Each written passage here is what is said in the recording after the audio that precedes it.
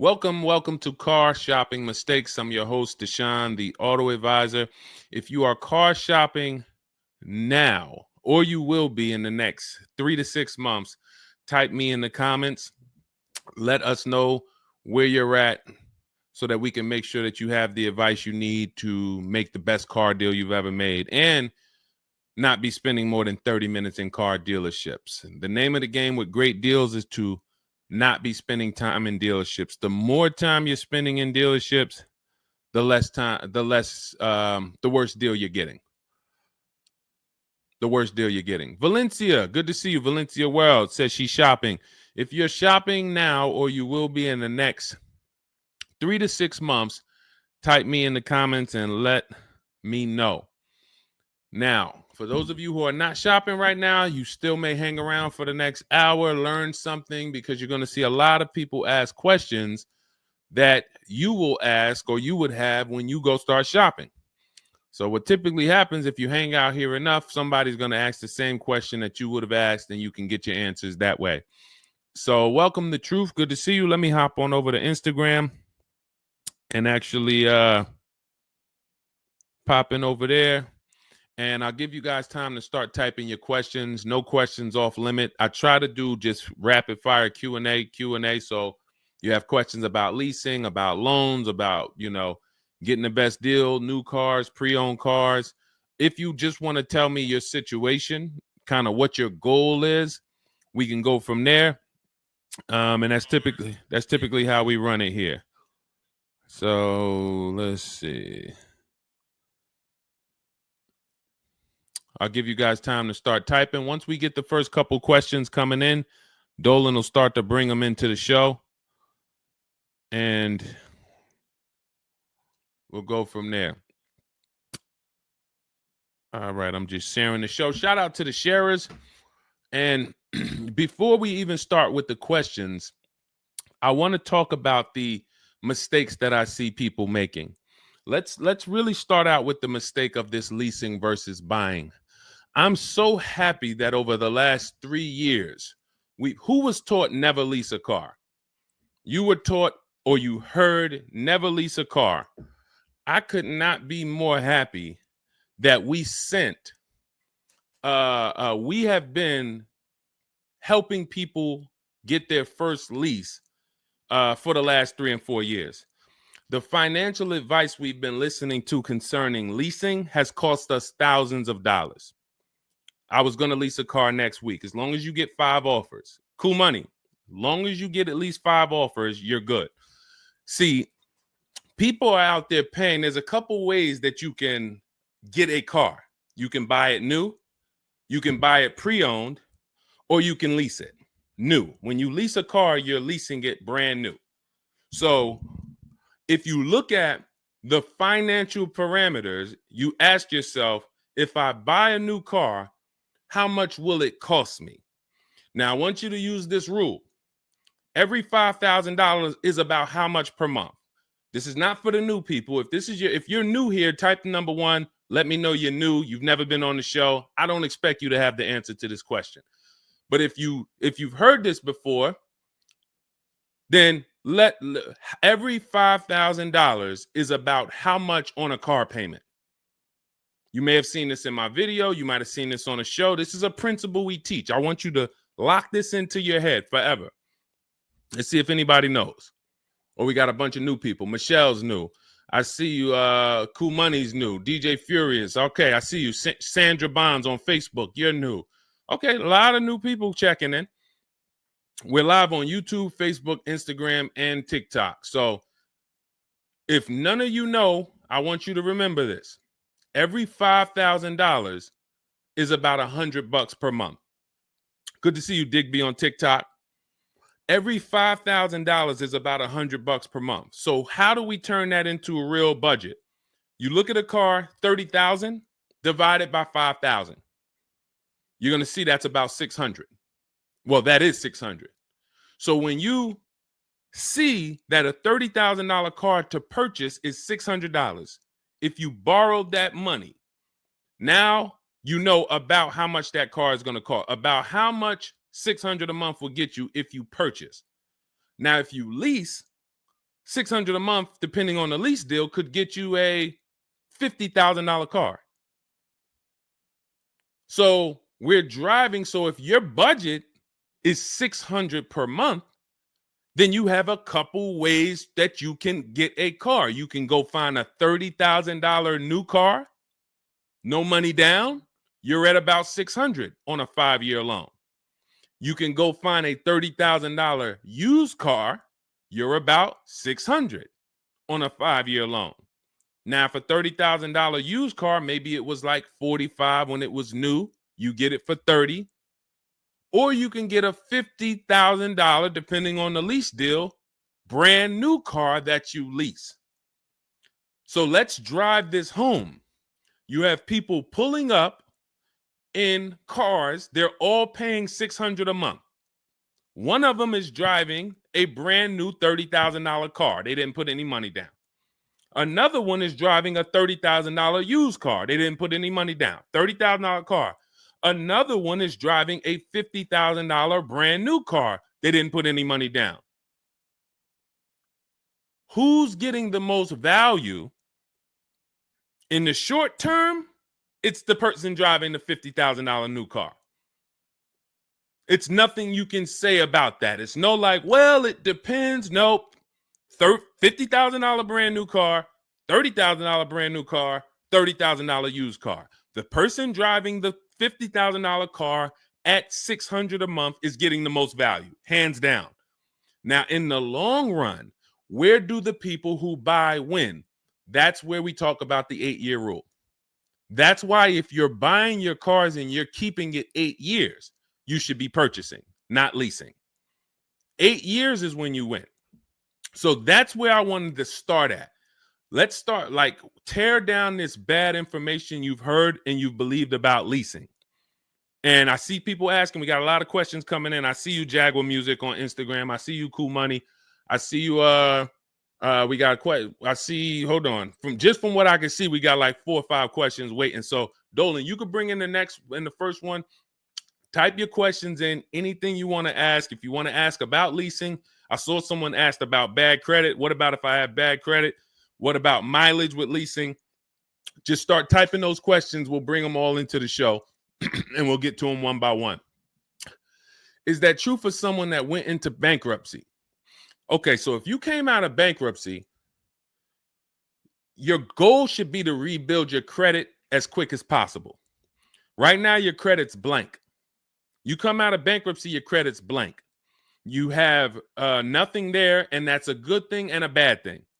It's easy for you to build. I've seen people come out of a bankruptcy and literally they have a 700 score in 1 year. They're going to go get credit cards. Just like if you're 18. If you're 18, you go get credit cards, you don't use them. Pay $15 gas, or you don't have a car yet. You pay $15, $20 a month for something, pay it off. You're going to have a 700 credit score. The more you don't use your credit, the more credit they give you. So when they see that you have the credit, $500 credit card, $1,000 credit card, you're not using it, credit score is high because your utilization is low. So that's what you should be doing. You cannot come out of a bankruptcy, just wipe your credit, and then go into the dealership and be like, okay, now I can get a car. You have no credit history. So the first goal should be, let me rebuild my credit as quick as possible. And you can do this quick. Follow Shonda Martin. Some of you know Shonda Martin. She's on pretty much every platform we're on right now. And she's rolled to 750 plus. Now you got to let me know. Can you wait and build your credit for 3 to 6 months? Can you start to get some type of credit history? Or are you in need of a car right now? In which case you have to get a car with bad credit or no credit. Because if you don't have anything on your history, that's technically no credit, which is bad credit. So, okay, you need something ASAP. Okay, so what you should be doing, and again, if you don't have good credit right now, you should be buying the smallest car you can with the lowest payment. I got into the car business 2006. I was 22. I've been in and around the car business since then. So what is that? Almost 20 years now? The mistakes come from 2 things. You don't know what to do. A lot of the stuff I'm going to say, oh, I didn't know I could sell a lease, Deshone. Oh, I didn't even know I could sell a car if I don't have the title. It's not paid off yet. I thought I had to pay it off to sell it. Deshone, I didn't know every dealer, every, Toyota dealer has a different price. I thought they were all the same price, like the Apple store. All of that is you didn't know. Oh, I didn't know about leasing. I thought it was this. I thought it was that. I had misconceptions. All of this stuff has cost you thousands of dollars. That's you not knowing. The other problem is you know and you don't do, because now I'm going to make sure you know. So once you know, it's your obligation, or it's up to you if you're going to do. So if I have bad credit, I'm looking to rebuild my credit. I need a car right now. First thing I'm doing is asking myself, in my book, Cars from Home, first step is how many years you're going to keep the car. Because we need to determine, are you going to lease or you're going to buy? Are you going to lease or you're going to buy? You don't determine that based on how many miles you drive or, it's the 8-year rule. Are you going to keep the next car 8 years? Who keeps their cars more than 8 years? Type K. Because you're buying what we call keepers. If you're a keeper, Deshone, every car I buy, I'm keeping this thing 8, 10 years, 12 years. When the transmission goes out, I go and get another transmission. I see we got keepers. Shout out to the keepers. Michelle, we got Chantal. Who are the keepers? Sandra Bonds on Facebook. I see you. Where are the keepers at? K Mathis on Instagram. Keepers. These, you should not be thinking about leasing. Who's the keepers? See, we like to make this clear. Lon, I see you. Kara, keeper. All right. You need to be very clear, because people be like, Deshone, you talk about leasing a lot. Should everybody be leasing? No. Everyone who's not keeping their cars 8 years should be leasing. And if you don't have the credit to lease, your goal should be get the credit to lease. But so the first question I'm asking you, if I have bad credit, is how many years am I going to keep this car? Now, to those of you because if you don't have bad credit, or if you don't have marginal credit, somebody is going to have it. There's a lot of people getting hit in this economy, and they're going to have credit challenges and need a car. Why is this important? Because let's just say I don't have good credit, but I'm a keeper. That means I'm not thinking about leasing. I'm looking to get a car that I can keep for 8 to 10 years or more, and I don't really have good credit right now. No problem, because the goal is find the best car for the best price, and then I'm going to get a loan, and I'm going to pay more for that loan because my credit is bad. I still need to get a great price on the car. We got to talk about that. Separating the price of the car from the loan. Some of you are savvy and you understand this, and some of you just mix these things together. But when it comes to getting a high interest rate because I have bad credit, as long as I get a good car, once my credit is better, what can I do with that loan? So let's say I got a great price on a car. I got a car, it's going to last 10 years. It's perfect, but I'm paying 21% interest. So I'm going to fix my credit, work on my credit. And then once my credit is good, I still want to keep this car. What can I do with this loan? Refinance. That's a simple fix. But if you don't realize that you're a keeper, then you're going in and you're getting a bad car, 6 months, a year down the road, 2 years, the car's having problems because you didn't take it seriously that you needed a long-term car. So not only did you mess up the plan because the car is going to start having problems, now I got to see, do I want to fix the car, or do I want to, I got to make the payment, now my payment's due, but then the car's having problems. All of this can be prevented. And you need to know up front what your goal is. But if your goal is to lease, Deshone, I'm not keeping cars 8 years and I don't have good credit, you should be buying the smallest inexpensive car you can that you can get a loan on. $10,000 car, go drive it for 2 years, make your payments, and then switch into a lease. If you're driving a car, if you're buying a car to keep, then you can go and get a nice car, get the most car you can afford comfortably. You're going to have a high interest rate, and then you refinance that car when you actually get, your credit up. So this is all in my book. My digital book, Cars from Home, breaks all of this down step by step. Whether you have good credit, bad credit, how to know when to lease, how to know when to buy, new car, used car, you drive a lot of miles. I have plans in there for everybody. It's a digital book. It's 5-star rated. Thank you to everybody who went to Goodreads and reviewed the book. You can get a copy of the book. It's normally $97. You can get it as part of my launch offer for 75% off. That's $24. It's for 2 hours. So as long as you get there, go to my TikTok bio, my Instagram bio, the YouTube comments or the Facebook comments, click that link, and you'll see $24 for 2 hours. Once that, as long as you get it before that, you got it for $24 instead of $97. And you can have everything step by step.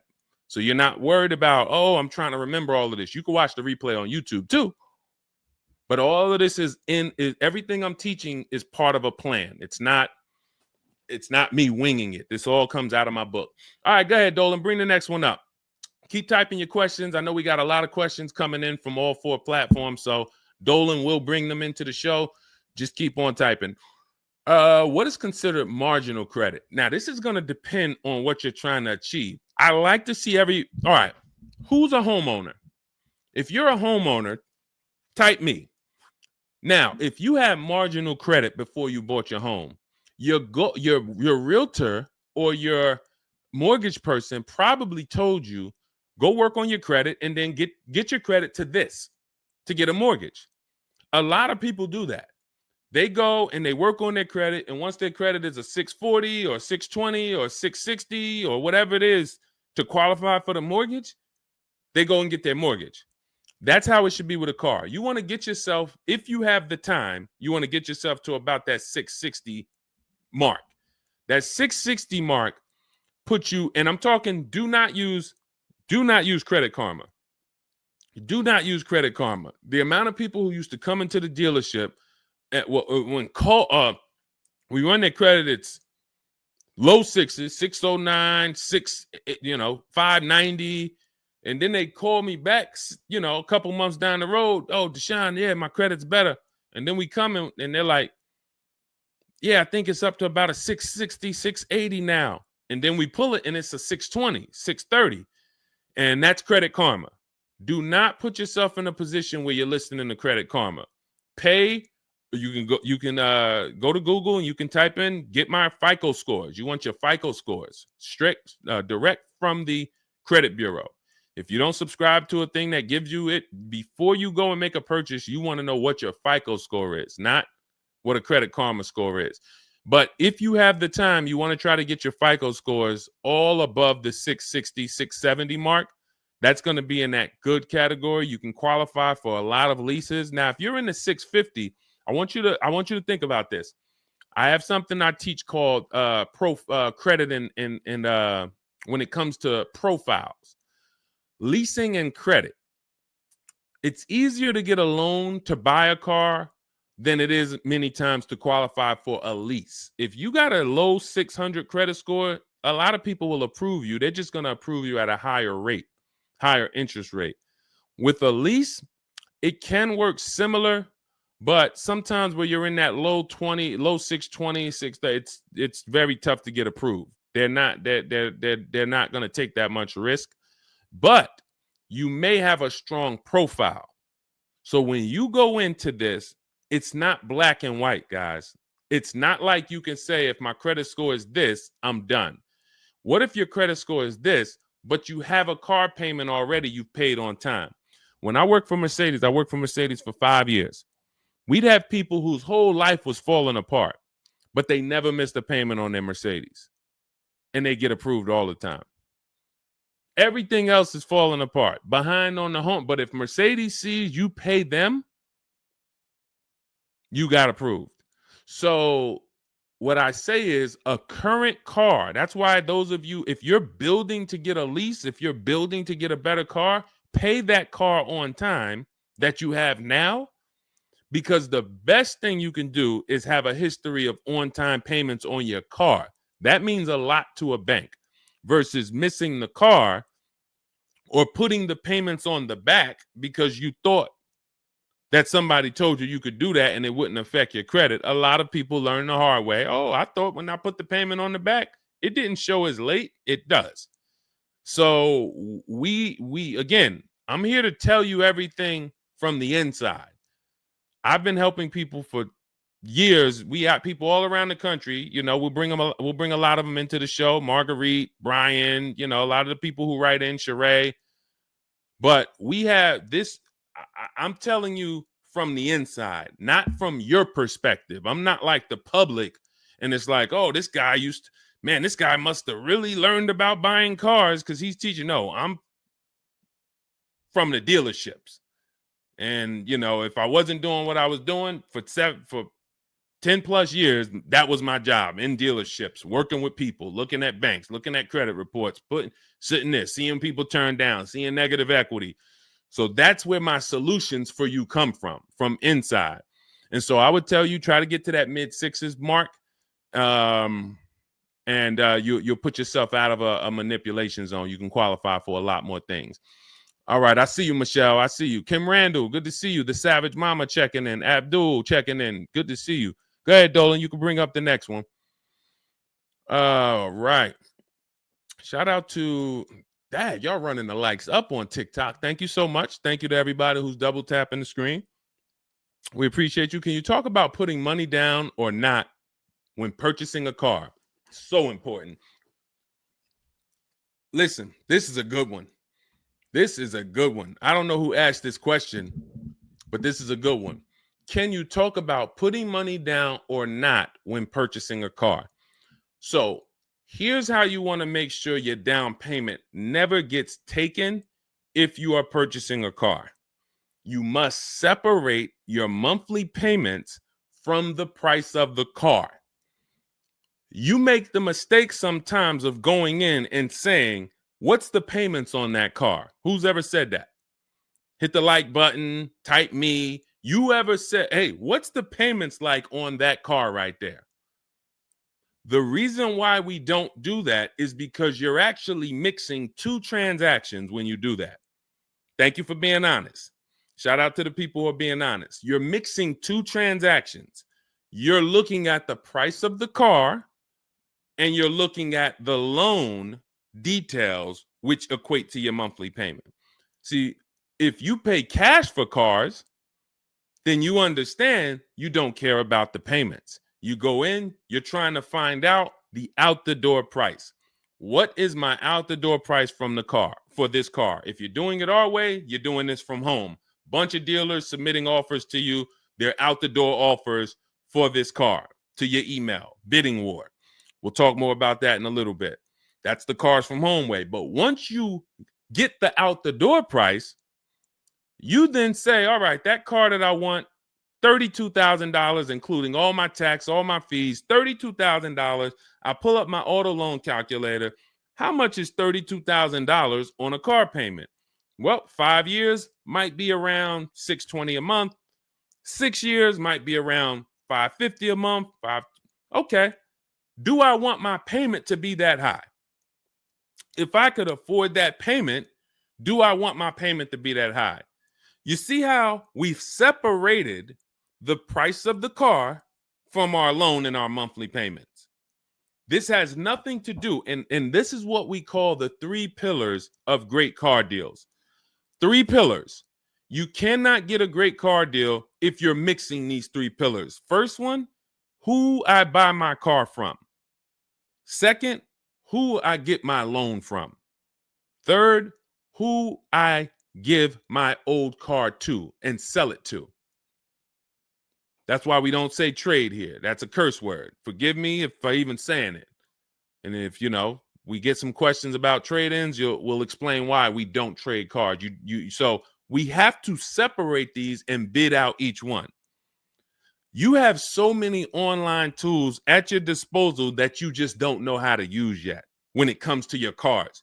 You know how to use Amazon to go buy a TV.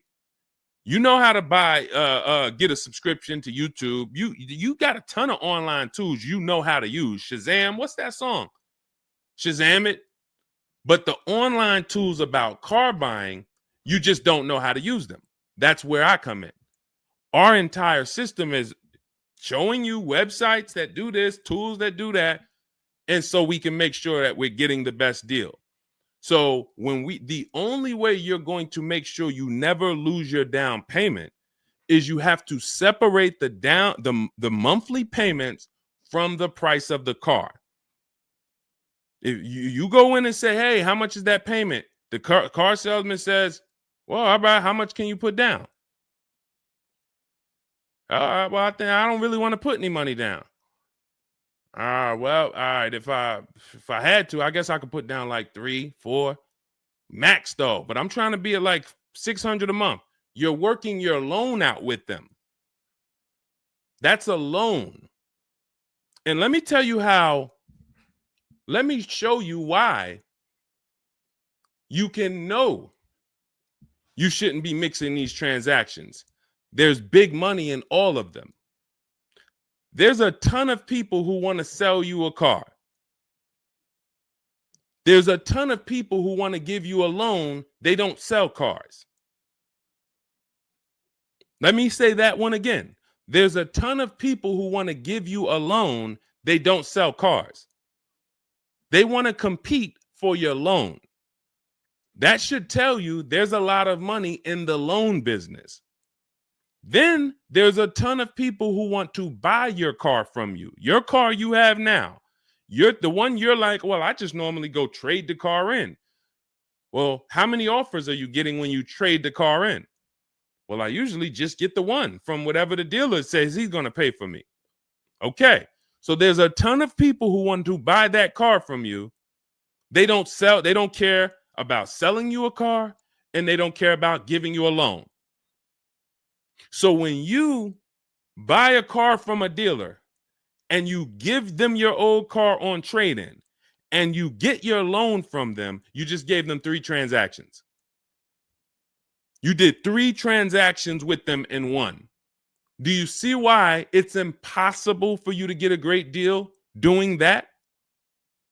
Type $signs if that makes sense. Who's locked in? Because I know sometimes we only got a couple people that be watching. Some people, man, you're cooking dinner and you're like, I hear you, Deshone.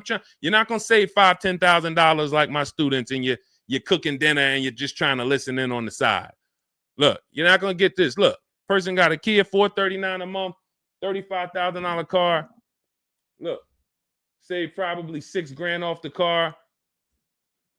Melissa, $12,000 that she got from Carvana. Let me just read something from people who are locked in, so you can, maybe this will inspire you to get locked in. All right, this is Melissa. 4 days of leasing like a boss. That's our system we follow for getting our leases. Started with a Kia Telluride as first choice. Quotes for 36 months, 15,000 miles a year. Ranged from 642 to 653. Went to a Honda Pilot. Ended up getting quotes as choice B from 616 to 713 after contacting every dealer in North Carolina. She did this from home, right from home. She got after contacting every dealer, the dealer I ended up leasing from originally quoted me 719, came back at 616 in 3 days with 0 due at signing. This is on a, where's her car at? I can't see. Hold on, 616. Oh, that one wasn't clear. All right, here, let me read this one. Thanks so much for these resources. I read the entire book last night. Already been underway trying to put my deal together. What a great book. I have my quotes together, and now I'm ready to take the next step with the calculator. Big fan of your channel and the resources. However, when we shop for 12,000 miles per year, do we adjust to 15,000? So these are people who are taking action on a plan. So when you see the plan, there's going to be different results. If you're out here winging your car process, oh, I hope I did this. Oh, shoot, I thought I watched the Instagram video. They told me don't say that. I shouldn't have told them I had a down payment. You're not going to get it. You're not going to save $5,000 or $10,000 on your car payment, on your car transaction accidentally. You don't just slip into that. So lock in and grab this lesson now.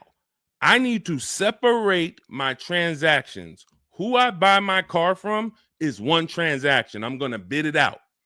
I'm going to give a bunch of people an opportunity to sell me this car. If I'm looking at a used Toyota Camry, I want to see every Toyota Camry within 150 miles, and I'm going to narrow it down, and I'm going to pick the best one, independent of my loan. My loan is a whole nother story, because when I shop for my loan, I'm going to do the bank bidding war where I can have multiple people. I don't even want to mention that without telling you about it, because it's like, whoa, what's the bank bidding war, Deshone? Okay, so you can have multiple banks and credit unions compete for your interest rate in a small period of time, and it's going to weigh on your credit score like one hard inquiry. Like one hard inquiry. Mamba Mentality, I love the name. I love the name. Why can't I do a super chat? I don't know. Yinka, good to see you on Facebook. IB Johnson. On one hard inquiry. So let's just say, and so when you get your loan, how do we know that 5.2% interest rate was the best? How do you know that the 7.1 interest rate was the best if you have no other offers? And what we've been used to is we're just going to go with our bank. We're going to go with our credit union. We're going to go with the dealer's bank. Why? We're going to make these people compete. And when you do this, when you do it this way, you can have people compete in a short period of time and get multiple offers on your loan without it affecting your credit score. But it has to be done in a small window of time. Now, if you Google it, rate shopping, it'll say between 14 days and 45 days. You do it our way, it's going to take you 48 hours. And you don't do this until after you find your car. After you find your car is when you do a hard inquiry. You let these banks and credit unions compete for your loan. And again, you notice I've already found my car. I already got the best price on that car right there at ABC Motors. I got that thing on hold. Don't pick up the car the same day. As much as they're going to ask you, hey, you want to take it home today? You want to take it home today? No. If I take it home today, when do I have time to go shop my interest rates? I'm not taking it home today, but let me get my buyer's order with my numbers on it. Let me go home and let me actually do my shopping for my loan and my interest from home. And then if you can actually beat that rate, it's a competition. But because you didn't know that you could let multiple banks do this in a short period of time, you're only going to your bank. You coming back with a 6.49. Well, I guess that's good. What if somebody could get you a 5.49? Do you know how much a difference between a 5.49 and a 6.49 is on a loan? Could be $1,200. This is why we're getting all the money. So again, all of this is in my book, digital book, Cars from Home. You don't have to wait for it to come in the mail. You can have it by the end of the show. It's in my TikTok bio, Instagram bio, Facebook comments, and YouTube comments. Normally $97, but you can get it as part of our welcome offer for $24. As long as you get there before the 2 hours is up, you get it for 75% off. It'll have everything in there. That is the bank bidding war. If you're not, again, before we go to the next question, if you're leaving the dealership wondering, if I was to walk up to, yo, Deshone, what's going on, man? Hey, I just got this car, man. What do you think? Okay. Did you get a good deal on it? Yeah, man, I definitely got a good deal. How do you know?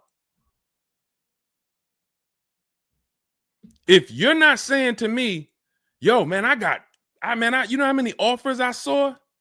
Man, I got about 6 offers on this car from different dealers. This was the best one. Okay, you did good. What about your loan?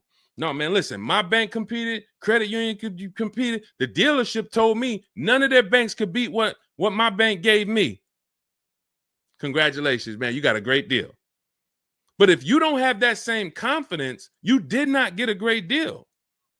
And now you're driving in a $30,000 car, $50,000 car, and you don't have the confidence that you actually didn't leave thousands of dollars in these dealerships. This is crazy.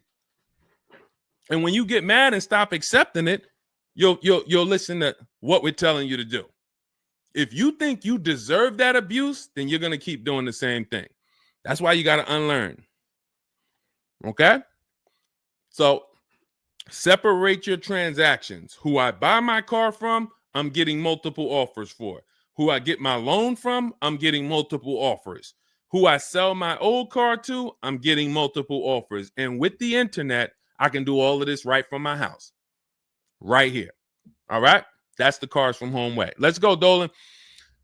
All right. Keep typing your questions. I see you, Mamba Mentality. I see Mamba Mentality got a lot of questions. Samante Love, good to see you. Jay Bass, good to see you. Yep, Jay Bass.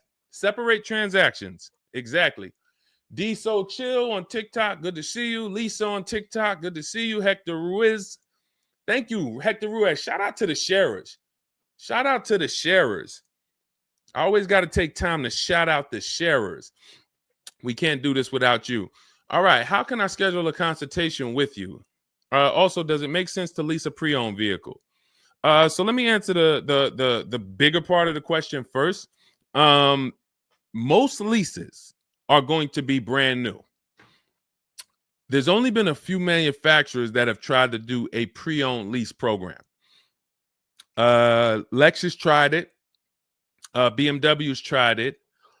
And there's certain brands that can technically lease a used car. The reason why I don't like it is because it's not enough of a wide stream. It's not enough of a mainstream program to create competition. And if you can't create competition, then you don't know if you're getting a good deal. If you walk in to lease a brand new car and you're walking in and again, we don't do this. We never sit down in a dealership. We're there to test drive only. We're never talking numbers.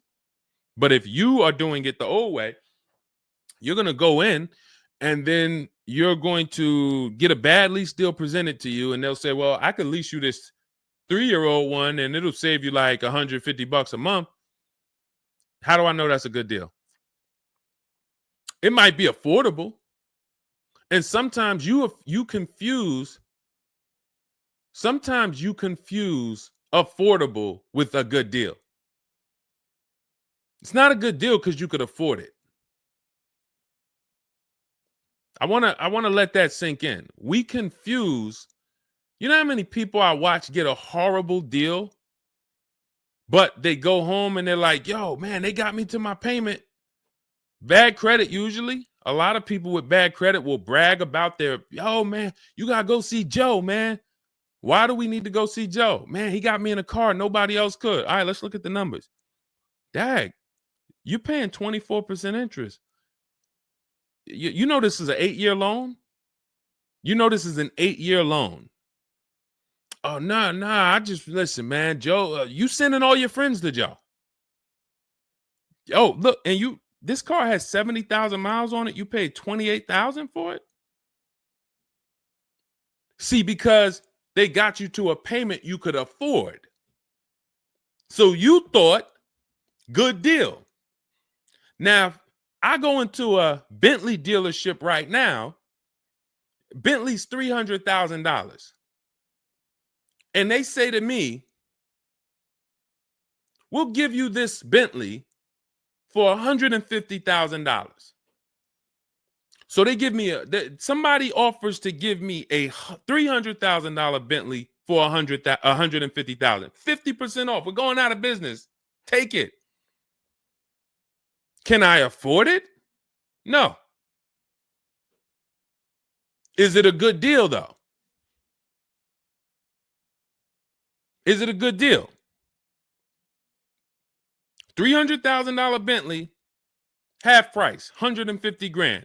Many people, you don't have that in your budget to go and bring $150,000 dropping on a car. Now, if you want to do a business thing, go buy it for $150,000, quickly sell it to another dealer for $220,000. Okay, that's what we would do. But I'm not talking about that. I'm talking about just you alone. Affordability does not equal deal. A deal is a deal whether I could afford the deal or not. And the only way we know a deal is to actually get multiple offers. There's no other way. So I'm going to continue to say it. There is no other way. I've been in the car business since 2006. There is no other way for you to know you got a deal without comparison shopping. Same way if you walked into a grocery store and there was only one, you walk into the Dorito factory. There's only Doritos everywhere. No other competition. They sell them for $7 a bag. There's no competition. So everybody who's in the Dorito factory is paying $7. But when they go in the supermarket, Doritos competing against Lay's, competing against Wise. Oh, you can't be $7, Dorito. You might have to be $4 this week. You might have to be on sale this week for $2.99. Competition. It's everything else. So a lot of what I'm saying to you will click when you realize that you've been programmed to buy cars in a way that you don't buy anything else up. You don't buy anything else that way. Everything else you buy in your life is competition. People competing.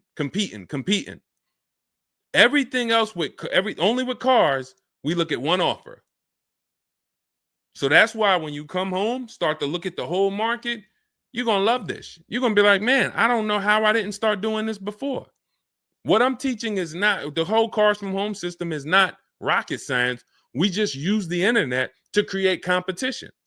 That's how we get crazy deals. That's how you see Alex graduated, was able to get a new lease for my partner, sold his old car to Carvana, bid that out. Notice he didn't trade it. He didn't say I traded in my car. I sold my old lease to Carvana, old 3,500. He got 14. That was his highest bid. Went test driving, got a 2025 Hyundai Tucson, got a 1.3% lease deal, no money down, $42,500 car, $580 a month, and that's a 1.3% lease. Now, $42,500, guys, would normally be, with no money down, about $800 a month. Maybe about $825 for 5 years. He's paying $580. So when we talk about leasing keeps thousands of dollars per year in your pocket versus purchasing. Thousands of dollars, not hundreds of dollars per month, but thousands of dollars per year. So so to answer your last question, I don't do consultations. We have 3 ways we help the public: through my book, through our Shop with Deshone program. A lot of these people that you're seeing me share, they've either got my book or they're in our Shop with Deshone program. Just Ralph, Jen, Stormy. Just wanted to let you know that your package worked. $48,000 MSRP, no money down. She's paying $622 a month. That's normally a $900 payment. Marie, some of you know Marie from some of our other shows. We talked about her. Just wanted to reach out. Thank you. She used the book, saved over $13,000 off of her Mercedes, got her payment to be hundreds lower per month, maintenance included. Just wanted to say thank you. She got a 2025 GLC Coupe. Some people have this same car. You're looking at this car. You're like, hold on, Deshone, I got that same car. Did you get $13,000 off? Did you get $13,000 off? This is when we got to say to ourselves, whoa, what's happening that Marie got $13,000 off? I thought I did okay. I got $4,000 off. You see how dangerous it is when you don't get multiple offers? You thought, man, I negotiated, man. I was in that dealer for about 5 hours, man, to get that $4,000 off. Marie never went into a dealership and she got $13,000 off. So you just made a $9,000 mistake. So you could either change your behavior, go grab my digital book, Cars from Home, learn the same thing, use the same strategy step by step that Marie just used, and you could eliminate you making these types of mistakes, or you can continue to do what the car business wants you to do. So in my digital book, you have everything. That's why it's called 7 Steps to Saving Time, Money, and Avoiding Dealerships. It's in my TikTok bio, my Instagram bio, YouTube comments, Facebook comments. You can get 75% off for the next 2 hours. So you won't pay the normal $97. You get it for $24 if you get there before the welcome offer expires. And that's a digital book. It'll be in your inbox by the time we end the show. You'll have all these strategies to use for you, your family, your spouse, your kids, to make sure every transaction you're winning. You're leaving no money on the table. All right. So yes, I don't do, and you'll see in our Cars from Home toolkit in my bio, we do have a program where we shop for people around the country. In fact, before we go to the next question, let me show you what you'll be able to do. But in our case, we do this for our clients. So you get in where you fit in. I don't tell you, it's like if I put a buffet in front of you, everything gets you full. You get the book, you're there. You come into Shop with Deshone, we do it together. You watch our video checklist. You have coaching calls, we have Zoom calls, we have a private Facebook group. You get to your goal. Or you can, if you qualify, you got to have the credit. You got to be shopping for a new car. You can look into our Done For You program. You can book a call with our team. But here's an example of how big of a margin these offers. I want to show you the difference between some offers here, because some of you don't really see it. Hold on. I got to label these better for our next show. Okay, here's an example. So we can see here for this particular car, the payments ran, all of the car itself is $64,000. We're shopping for a Genesis. This particular month on this particular car, the payments range. Y'all ready? We got 6 offers on this car. The payments range from, well, I'm just reading them to you. $973, $899, $1,102, $1,066, $921, $913. Now this is initial payments. Why is there a $200 difference in these initial payments? This is why you never want to take people's first offer, because the initial payments are going to be high. But even in the initial negotiations, why is it, Deshone? Wait, all of these cars are the same price. Why is one dealer at $1,050 and another dealer is at $899? Because they're criminals. So what do you think you're doing if you just walk into a dealership and say, let me give this dealer a shot at negotiating? If you're negotiating with the dealer that's at $1,050 or $950 or $975, where are you going? And the goal is to have that dealer. This is why when these dealers come, when they come down $100, you think, oh, I had to win. Man, they just came down $100 per month. They started out, they were at $590, and now we're at $490. This has to be a good deal. Well, how do we know that they weren't supposed to start at $490 and end up at $390? If this is clicking for you, type a $, because this is clicking for some of you. Those of you who are locked in, this is why it has to be a mentality change. I'm pulling back the curtain so you can see that, Deshone, it's been feeling like when I go to buy a car, it's a mental game. I drive off and I'm kind of happy, but then I don't really have the peace. I don't really feel like I did good. I'm kind of hoping I did okay, right? That's you, right? So I'm telling you that your gut has not been lying to you. I see you, P. Honda Fundamental Salon. Good to see you. Got my book. Use it. Use it and win. So your gut is not lying to you. I'm just the one from the inside coming to tell you that you closing your eyes and hoping things go well is not working. It's not going well for you.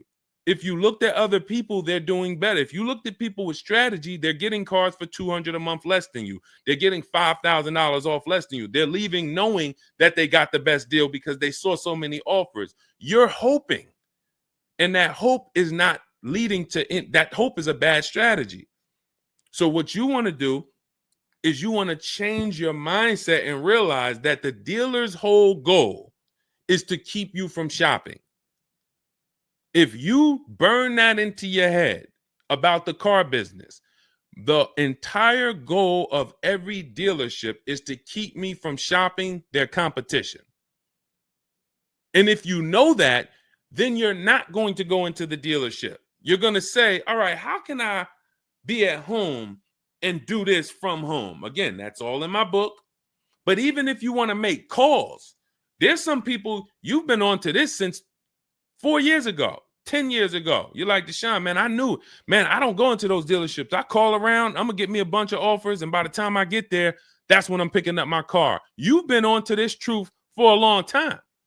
Some of you, I'm not telling anything new. Some of you, you're like, whoa, I didn't know that really. I thought that it was all about going in and just negotiating. No, because 80% of dealers are never going to give you what we call a below market deal because they got too many other people walking in that's willing to pay a higher price. So you have to find the dealer who is going to give you that low payment out of the whole market. That's why this is a bidding war. And when you start to do this, you're going to be like, yo, why does it seem like this is kind of fun now? I kind of enjoy this. Is like a game. And you're the prize. So instead of feeling like you're begging, oh, come on, can you do another $500 off? Come on, man. I'm only asking. Get me from 520 to 499, man. You're begging. So instead of begging, you got people now competing for you. Whole different story. That's what we want. That's the transformation we want for you today. All right, let's go. Dolan, next question. All right, Fundamental Salon, I see you. I see you, Jay Bass. I see you, Randall Pine Straw. You got the number 3 gifted badge. Thank you. Y'all lighting up the lights on TikTok. Thank you so much, Monica 9300, BKS Aggie, Timothy Garces, Drew Saberton reposted the broadcast. Thank you so much. Shout out to everybody sharing this. What about military personnel? What's the question? Just rewrite that question because I don't know. What's the question? I know what about military personnel. I don't know. Are you asking about military rebates? I don't know. So just kind of give me a full question, and then I'll be able to give you a better answer.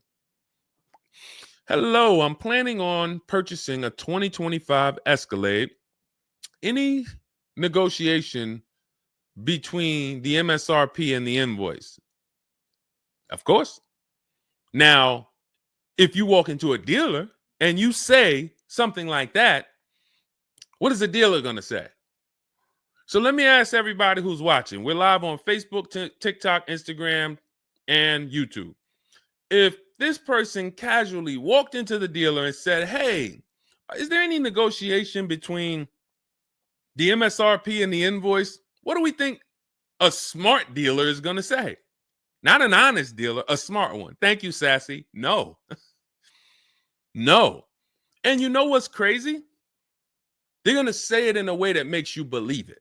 So if I put my car salesman hat on and I switched it to kind of for myself, this is what it would sound like. Or is there any negotiation between MSRP and invoice? Not really. On these cars, I mean, we don't even have a lot of them. A lot of people are trying to get them now because the tariffs are about to hit. And even though this is an American-made car, some of these parts, they're produced in Mexico. So there's not, we really like to, a lot of dealers are selling them over MSRP.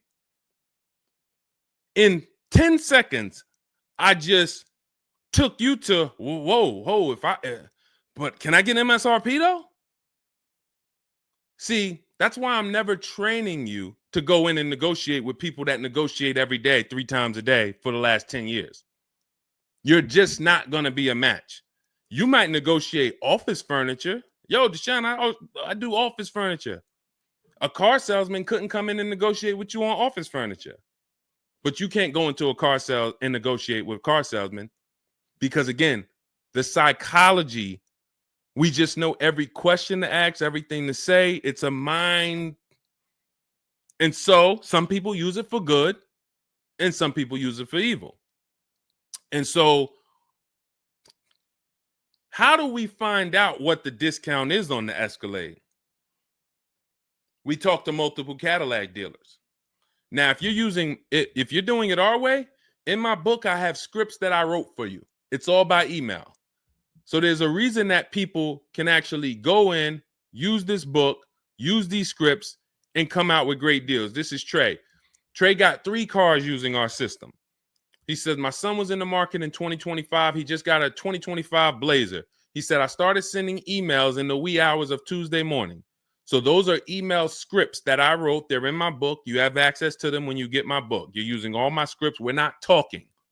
We're not doing any of this by mouth and saying, oh, I got to remember What did Deshone say? Don't, oh, I didn't want to say that. None of that. There's no room to make a mistake. We're just typing, copying, and pasting.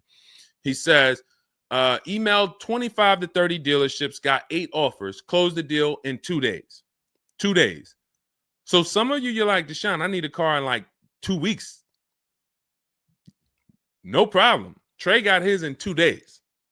So once you start this process of engaging with the dealers, you'll get a car in 3-4 days if you're slow, because that's the way it's set up. So he gets a $56,000 car. He closed the lease at $560 a month on this Blazer electric vehicle. $560 a month, first month's payment due at signing. That is a $56,000 car. And he's gotten 3 cars. He said his first one with our system was 2.5 years ago. He leased another vehicle for his daughter last October, and now he just got his son's lease. 1.5% lease, a 1.33% lease for his daughter, and a 1% lease for his son. So if you're doing it our way, you're sitting at home, you're getting multiple Cadillac dealers to compete by email, and then you're going to see, oh, this one's going to take off $2,000. This one's going to take off $5,000. These 4 are taking off nothing. This one, he's charging $3,000 over the list price. Oh, here's the winner. They're taking off $5,000. That's the best offer. Now, sometimes you get a deal like Sean, and we never know when the bottom is. Or let's take this Genesis. Perfect example. This is a 2025 Genesis GV80. As you can see right here in writing, if you're on TikTok, you can't see, but if you're on Facebook, YouTube, or Instagram, you can see. You can see, let me just take that comment down real quick, Dolan, so I can show the discount at the bottom of that sheet, please. Just snatch that just for 1 second. Look at that. $8,469 off retail price. Brand new 2025. Okay, you could put it back up, Dolan. Thank you. So when you look at that, this is the lowest offer of multiple offers. Maybe $8,500 is the best discount on this particular vehicle. But when we go to Sean, let's go to Sean. F-150 Lightning XLT, $73,000 vehicle. What's his discount? $21,000. Look at the dealer discount and look at the rebates. And every dealer is not going to tell you the rebates. Some dealers will not be honest with you about the rebates. They'll hold some of them or they'll hold all of them. When he got all his offers, he saved $21,000 off the price of the car. So how do we determine, to answer your question about the Cadillac Escalade, what's the discount between MSRP and invoice? We don't know. Could be the best discount could be $3,000. The best discount could be $5,000, could be $10,000, $12,000. We don't know. And because you don't know, you cannot negotiate. If you knew that the best discount you could get on a Cadillac Escalade was $8,000, you knew that, then it would be easy to negotiate. I'm just going to go on. All right, man, come on. You're at 6,000. Nah, man, I want another 1,000 at least. I'll let you keep the last 1,000, but you got to get me to 7 because you know the bottom, $8,000. No car that we go in to get do we ever know what the bottom is. So what you're doing is you're feeling for the bottom. But if Sean thought $10,000 off was the bottom for his F-150 Lightning, then he wouldn't have got $21,000 off. That's the danger. So when I say to you, you're leaving $3,000, $5,000, $7,000 on the table, you can't say to me, Deshone, no, I'm not. Because I get so many offers, man. I know I'm not leaving money on the table. You don't know you're leaving money on the table. I got $8,000 off my Infiniti truck I got when I leased it. How do I know that was the best offer? Because I had 7 other offers. I had 7 other offers of Infiniti dealers that I went back and forth with by email. This one giving me $3,000 off. This one $4,000. This one $6,000. This one $6,000. This one we'll do $8,000 off. You got it. You won. Took me 60 minutes. This is where I want you to get new cars, used cars. You're making your deals from home. You're the prize. You're going into the dealership to pick up your car, man. They like, man, you sell cars? How'd you was like quick, man, that you kind of knew this was quick. Car salesmen going to love you because you didn't waste their time. You didn't tie up 8 hours of their time. They're making deals with you in 20 minutes, 30 minutes. It's great for everybody, but it's mainly great for you. That's what we want. Okay, all of this is in my digital book, Cars from Home, 7 Steps to Saving Time, Money, and Avoiding Dealerships. It's not a mail book. It's a book. You can have it in your inbox in the next 5 minutes. Normally $97, but it's part of our welcome offer. You can go to my TikTok bio, Instagram bio, click those links. You can go to the Facebook comments or the YouTube comments. Dolan has a link for you guys. You get 75% off. That's $24, but it's only for 2 hours. Now, if you visited earlier, some of you, I did a show, my last show, you might have visited the link and you missed the countdown. You'll see it's gone. So you want to make sure when you actually go there, even if you come back in a couple minutes, don't let that timer hit 0. Book's still worth $97. You saw Marie, she saved $13,000. So I think if Marie, if she was on the show, she would say, look, even if you missed the $24, get that book.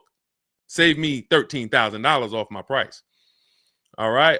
Corey Duncan, I'm just catching your comment on TikTok. Look, it works, y'all. I promise. Leased a car back in April after using his book. Got the best deal. You see what I'm saying? Like, and this is all over. It's too many people for me to pay. When I tell y'all, like, it's too many people. I pride myself on not can Deshone get great deals. Obviously, you guys know if I could sit on here and answer your questions for an hour and a half, clearly I've been in the car business since 2006. Clearly, Deshone can get great deals. But can other people? That's why I'm showing you other people. That's why I'm showing you Benita. That's why I'm showing you Kimberly got 20 grand off her Maserati when she got it. Zafrina got 2 cars. She got a car last year, got her Jeep Grand Cherokee, $66,000 car. She got it for $579 a month. And then she just got another car that she posted 2026. Not even a 2025. 2026s. It ain't even out yet. She got a Kia or just came out recently. Kia EV6, $76,000 vehicle. She got it for $742 a month. She leased it. Now let me just do some math for you real quick on how crazy a deal that is that Zafrina got on her second car. The first one's crazy too. They're both crazy. But let me just, here's how we judge a lease. We judge a lease by how much we're paying and how much car we get to drive for that payment. So the reason I created the 1.5% rule is for you to know you're paying too much money for a car you're giving back. The 1.5% rule tells us if we divide the monthly payment into the MSRP with no money down, it creates a percentage. And if that percentage is over 1.5 for 12,000 miles per year, we're paying too much. It's no value there. It's a bad value lease. Let's look at Zafrina's deal that she just got. She's paying $742 a month, and she got a $76,000 car. So let's say, go into our calculator, $742 a month, 36 months. That equals $26,700. That includes taxes, everything. That is how much she's giving them for 3 years to drive this car. $26,700. It's a $76,000 car. You don't have to be a mathematician to know that if you walked into a showroom and you saw a $76,000 car, once taxes and fees and everything were on top, it's over 80 grand. And you could drive that car for 3 years for $26,000 and you give it back to them, we can imagine how much value that is. So that's how we judge a lease. And the more I pay, the more I have to look at, okay, is this a good lease deal? Is it a great lease deal? Is it a steal? Zafrina got a steal. Anything 1% or lower, it's a steal. From 1% to 1.5%, that's a good deal. Well, let's say from 1% to 1.25, great deal, great value. And then from 1.25 to 1.5, good lease deal. So it's good, great, and a steal. Any of those is good. It depends on the vehicle, and it depends on how well you get offers, because different vehicles have different lease programs. But once we get, you don't walk into a dealership and say, hey, get me the 1.25 or get me the one. You don't do that. You got to see what the best offer gets you. But this is where you want to be at. Empowered shopping. Okay. Thanks, Randall. I'm working on my lease deal now from the book. Way to go. Way to go. All right, Dolan, go ahead. Pull up the next one. I'm going to take a sip of water. I see we still got a lot of questions to get to. Let's go.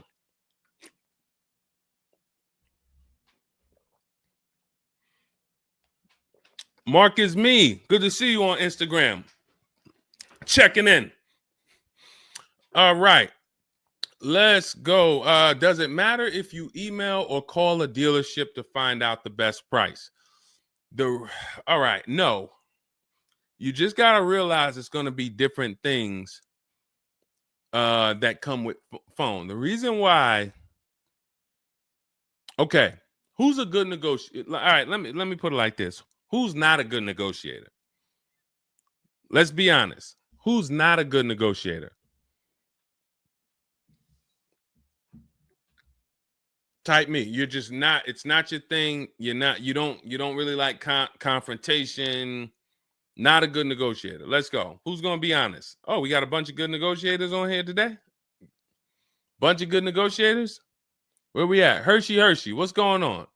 Randall, Sassy. Who's okay.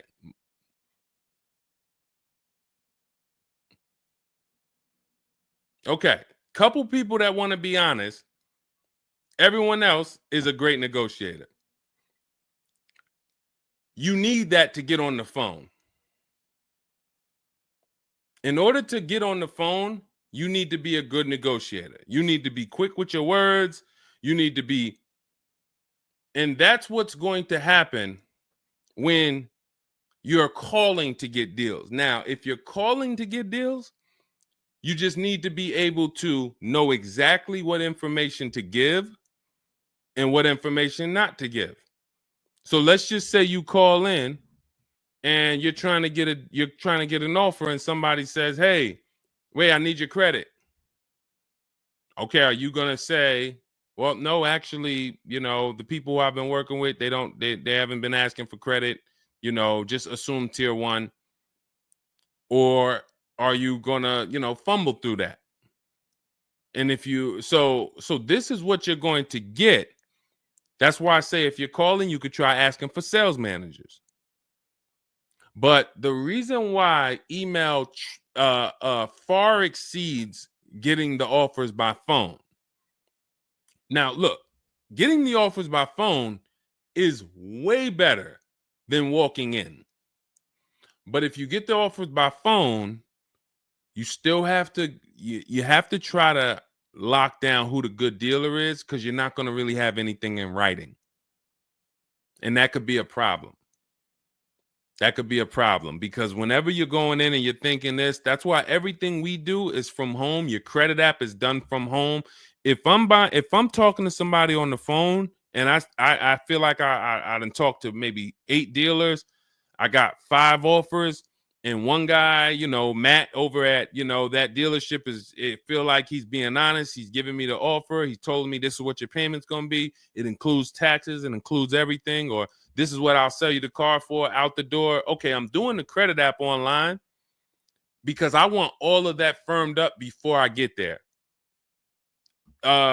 I have a video we're going to put out soon about a dealer who we just experienced this shopping for a client, where the dealer put something in writing. And then when we did the credit app, or the client did the credit app, changed the offer. So when they changed the offer, that means they didn't want to do that offer to begin with.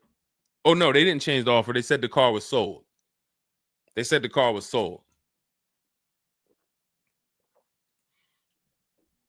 Me knowing what I know that what they wanted to do was tell you one thing and then they wanted you to come in so that you could so they could raise the price on you. This is why we are not going in until we do our credit app online. And when I tell you we are doing everything from home, except the test drive, we are doing everything from home. We're not going in, all right, come on in, let's finalize this. No, we'll come in and pick it up. You can send me the credit application. I will email you my driver's license. I'll email you my insurance card, because when you do this, your deal is solid. If you're going in the dealer to finalize your transaction, the deal is actually not solid. The deal can be changed. And what you'll see sometimes, like in this video we're going to post, is once they find out they can't get you to come in to actually change the price, that's when they're going to start changing the tune. That's when things are going to change. And okay, I see what you were trying to do. You were trying to get me in there so that you could change the price on me. So that's why email is really the gospel when it comes to us. And another thing, you don't have to talk to anybody.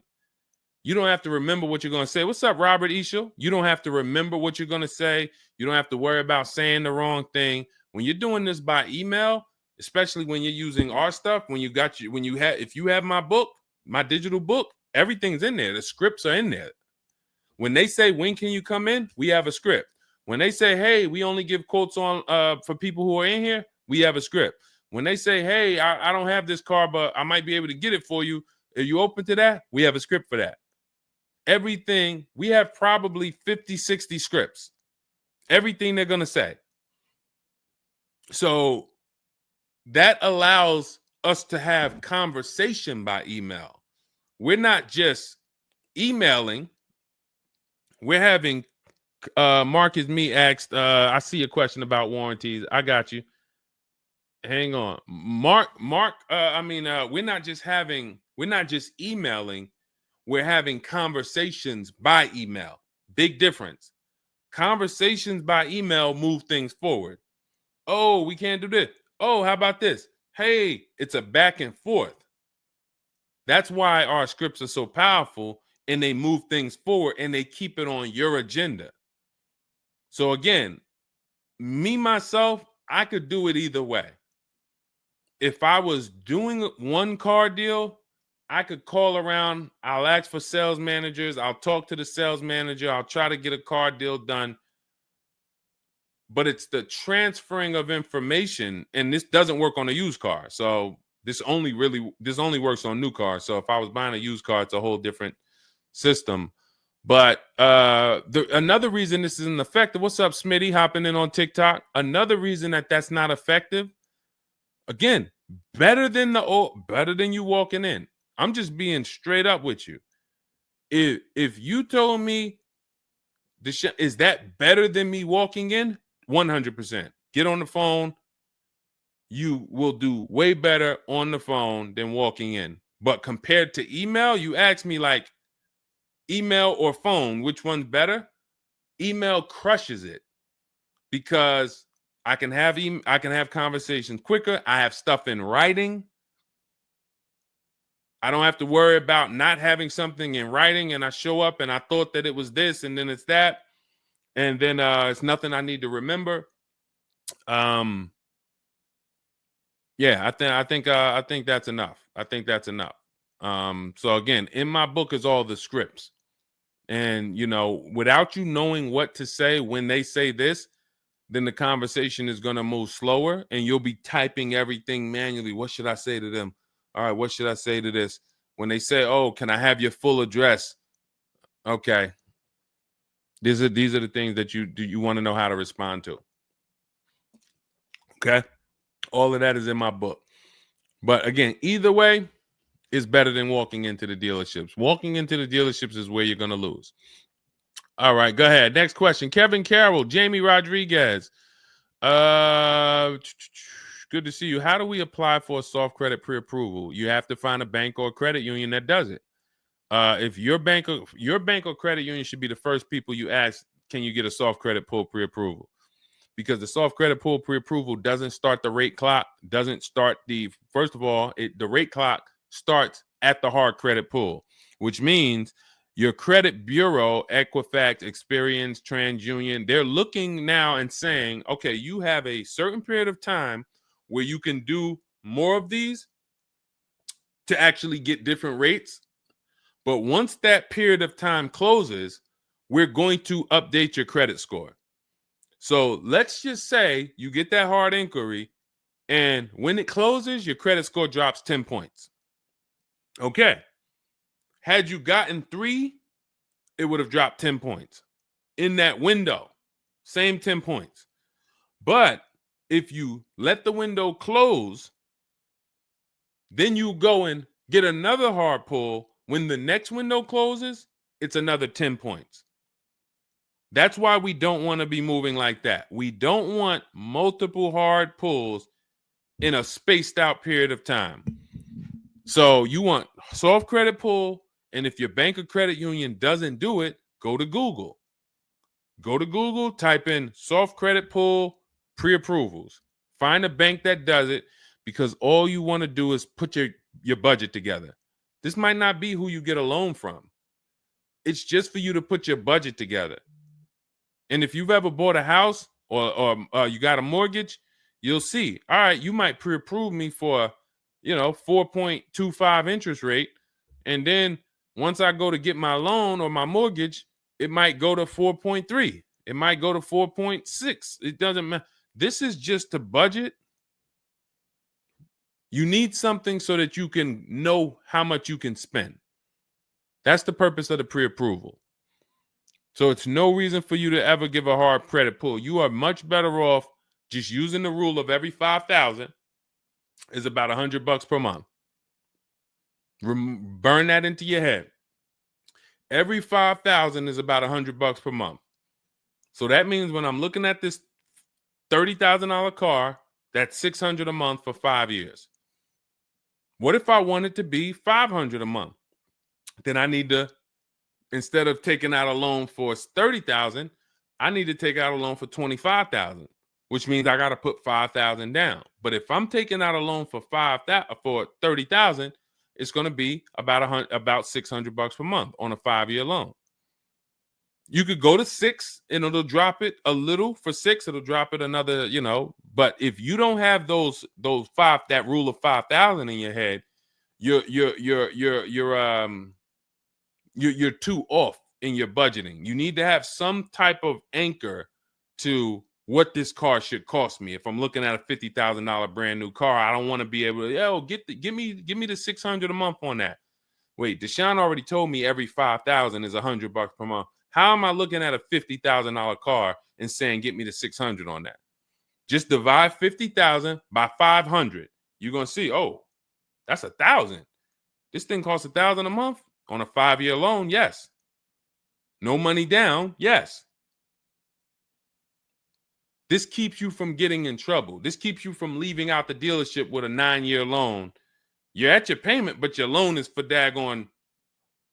It's like if you might not know, it's there's 50-year mortgages. Who would take a 50-year mortgage? Anybody? Anybody volunteering for a 50-year mortgage? Any takers? I didn't think so. No. Why?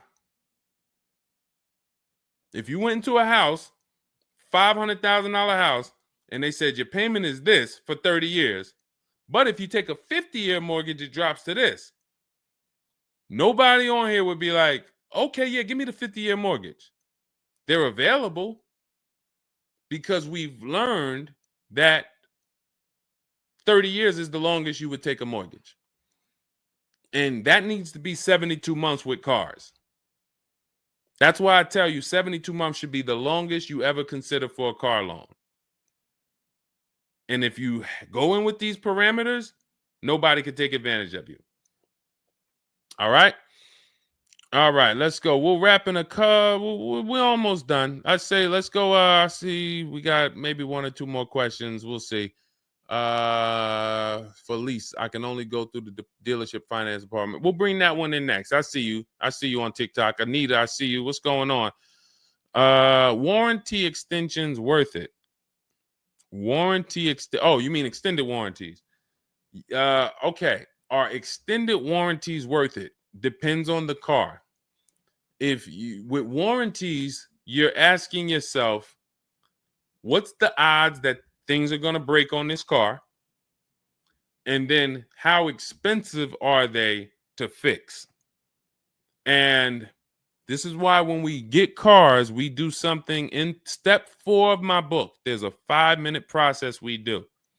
It's a Google check where we check reliability. Every car you look at, you should be typing into Google 2025 this reliability. If you're buying a used car, you should be typing in 2023 Kia K5 reliability. And then you skim those articles. Thank you, Renee Cunningham. You skim those articles, and then you see, what are the third parties saying about this car? Are they saying the reliability is less than normal or less than average? There's tons of people who were in love with a car, and then they do this 5-minute exercise and they see owners are reporting electrical issues with the car, software problems with the car.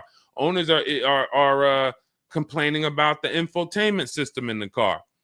So this is this is what we call bad DNA.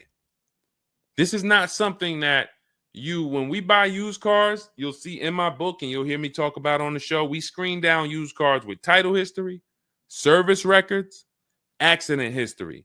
That's how we make sure it's a quality used car. Title, service records, accident history. But you could put all those things together, and if you got a car with bad DNA, it has electrical problems, none of that will fix it. So, Deshone, I did that whole search you told me, man. I did everything. I narrowed it down. I got a good car. I got the best price. But, man, the car is giving me problems. You skipped step 4. You didn't do that Google search I told you to do, right? No, I didn't, man. I didn't do it, man. I skipped that. That right there, now you got a great deal on a bad car. So the things I'm telling you to do take 5 minutes. Nothing that I have talked about on this stream takes 2 hours or 1 hour or 45 minutes. Shoot, I have my car in 60 minutes. I do the whole process in 60 minutes. So not one thing I have told you takes more than 15 to 20 minutes at a time. So this is a 5-minute exercise concerning this question somebody asks, are extended warranties worth it?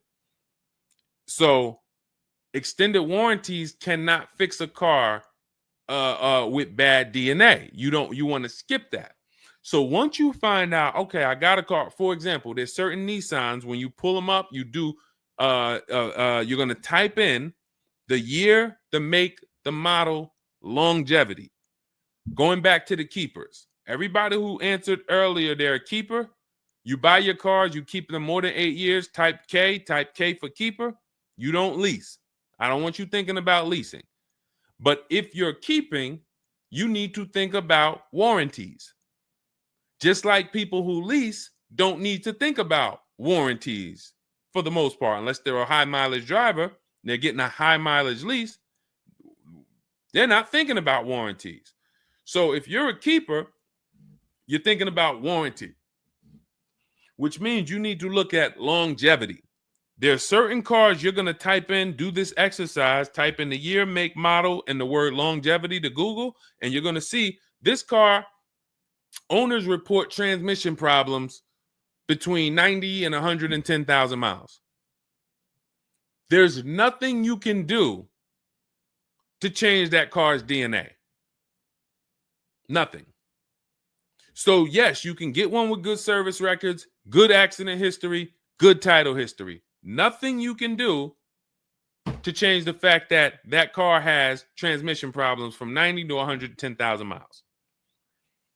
So once you do that exercise, that quick 5-minute check, then we can look at what's the cost of repairs on this car? Is it a Mercedes where when something breaks, it's $2,000? If it's a Mercedes and something breaks, and you can keep typing your questions. If you have a question on TikTok, nothing's off limits. So we got time for a few more questions, but you got to type them in for us to bring them into the show.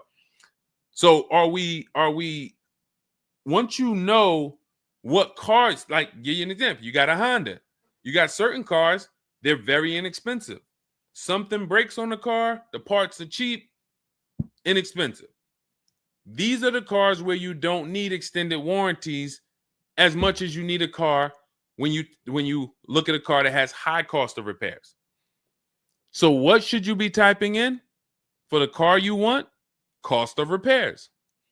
If you're looking at a Volvo XC90, Volvo XC90 repair cost. Where does it fall? You're probably going to land on an article that shows you the rankings of cars repair costs. If you see that Volvo and Cadillac and Mercedes and all Range Rover, Land Rover, they're up here, then you need an extended warranty. Because when one thing breaks, if you got a $3,500 warranty, it might pay for the whole warranty. One thing. But if you're looking at a car and it's very low, Mazda or Honda or Toyota or very low cost of repair, then maybe you save the $3,000 and you don't get an extended warranty. You just put that money to the side. So it's going to depend on the car. When I worked for Mercedes, if somebody was buying a Mercedes, I told them, go in there, finance department, buy as much warranty as you can afford. That was my words all the time. Buy as much warranty as you can afford. IDK, following your book to secure a lease. How do I get it without putting money down? We don't shop with money down. So you haven't gotten to that section yet. I'm glad you have the book, IDK, but there's no scenario when you're using our templates and scripts where we shop for with money down. In step 3 of the book, which is deal-focused budgeting, I explain how down payments come in, and I explain the risk of down payments. But when we're in step 5, which is reaching out to dealers, where we're getting our offers, there's no down payment that ever comes into the conversation. All of our lease offers are with first month's payment due at signing. That's not a down payment because it's just like when you rent an apartment, you pay your rent at the beginning of the month. When you lease your car, you pay the payment at the beginning of the month. And that's it. That's not a down payment. That's your first month's payment. But no, all you do is just follow the book. There's no again, and stay on the steps. Here's what I want to drive home when it comes to this book. And I see we had somebody, Linda March, on Instagram. I see you. Grab Linda March's question, please, on Instagram, Dolan.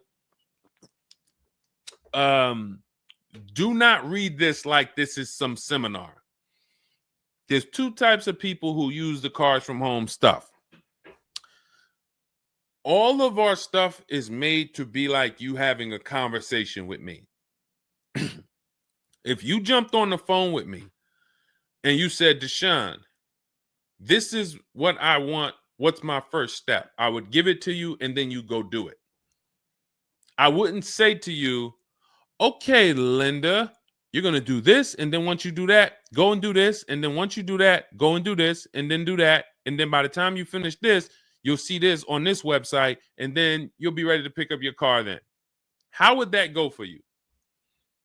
Carrie Ann, Gifted Hands Cash, good to see you on Facebook. Well, how would that go for you? You would be like overwhelmed, confused, messing up. That's the way it is when you get my digital book, Cars from Home, and you read it straight through. What you're seeing all the steps. The last step 7 is delivery or pickup, and I'm congratulating you. You did it. The step before that, we're going over paperwork in the finance department and extended warranties. You shouldn't be there because you should be going through step 1, checking it off. Deshone told me do this. Step 2, check it off.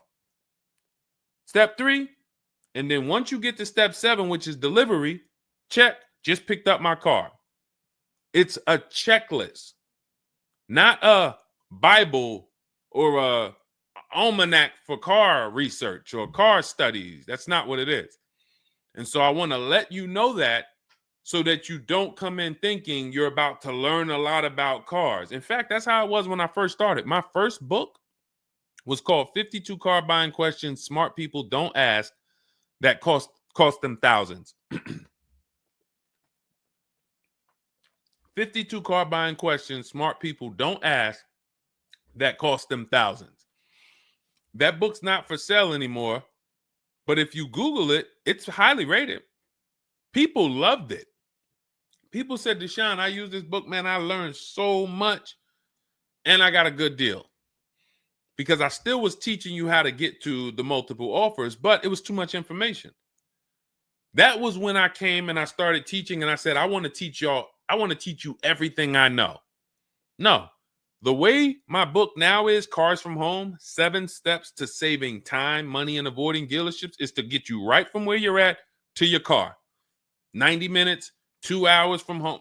Boom, boom. Little small exercises here, 10 minutes here, 5 minutes there. Boom. All right, I'm picking up my car. So that's why we have the success stories that we have, because of the fact that it's a focused step-by-step book. Okay? So you can get your copy in my TikTok bio, my Instagram bio, the YouTube comments, or the Facebook comments. It's 75% off. That's the welcome offer. It's normally $97, but you can get yours for $24 as long as you get to my bio and Instagram, TikTok, or the YouTube comments or the Facebook comments before that 2 hours expires. This is Brian, just got his first ever lease using the book. Thank you, Brian. 2025 Honda HRV, $30,000 car, $395 a month. That's a 1.2% ratio. No money down. Initial quotes from that dealer was $434, and he used the counter offer calculator and got it down to $395. So that's his best offer, not to be confused with his only offer. That's his best offer that went from $434 down to whatever he ended up paying to get it to 1.2%. So that is how you want to do it. Step by step, go grab your book. Make sure when you get your book, screenshot the thank you page, because my support team's email is on there. Sometimes you're typing fast, you misspell your email, but as soon as you actually pay the $24 and get your book, you'll see the book is on the thank you page. So you can click that link, open it, save it. Make sure you save that link, because every time I update the book, that link is your master link, and I also email you a copy. Okay, and then you'll have everything we teach step by step to get as many cars as you want. You'll see, you'll be like Sheree, you'll be like Zafrina, 2 and 3 and 4 cars. Rosalie, 4 cars. Ken, we talked about. Trey, we talked about earlier, 3 cars. These people have been with us since 2021 and 2022. So if you're new here, you got people that's already 3, 4 cars up on you using what we use, and catch up. All right, go ahead, Dolan. I saw we got a couple more from Carrie Ann. We got Linda March. Following your book to secure a lease, how do I get it? Oh, that's what we just answered. We already answered that one from IDK. I saw you grabbed it, but I answered it before you grabbed it. Carrie Ann Gifted Hands. Evening. Okay. Can a dealership... I'm sorry. I'm having trouble reading. I'm going to have tea on these broadcasts, because can a dealership take your newly purchased vehicle to a private mechanic without telling you? Actual dealership, because he refused to pay the money to get it fixed. Can a dealership take your newly purchased car? So if they're taking it to a private mechanic, then it most likely does not have a manufacturer warranty, because if it had a manufacturer warranty, for example, Kia has a 10-year manufacturer warranty, bumper-to-bumper warranty. I think it's 10-year bumper-to-bumper. But when the manufacturer puts a warranty on a car, dealerships don't really want to take it anywhere, because the manufacturer is covering the cost. They're covering the cost of the parts. They're paying the dealership for the labor. So it sounds to me like you got a pre-owned car and it was newly purchased to you, but it doesn't have a warranty. So they may have offered you some form of warranty. Maybe they put something in writing, and whenever you buy a car, you should have something in writing on the buyer's order. This is why we have a whole step in my book for paperwork and protection. That's step 6, because you need to have certain things in writing before you actually take delivery or pick up. But it sounds like they probably had an in-house warranty, like, hey, if you come back, you got 30 days or 3,000 miles, or you got 90 days, and if anything goes wrong, just come on, bring it back. And now you brought it back because you had an issue, and they're looking and saying, well, our guys can't fix the issue, or we don't want to pay our guys to fix it. We're going to pay, this guy over here, and he's going to fix it. He can do that because there's nothing in writing that says he can't do that. And she said, correct. Ask me how I know. I swear, the reason why I invite you into my world, guys, is because everything that you think is complex is totally normal for us. That's a crazy situation for you. I can tell you exactly what's going on because I've seen this situation for the last 20 years. So when you're coming into our world, it's like, wow, this guy really knows. I see why he can kind of keep me calm, because this stuff is calm for me. That's where I want you. It's like being with somebody and you're going into a scary situation, but they've been here 200 times.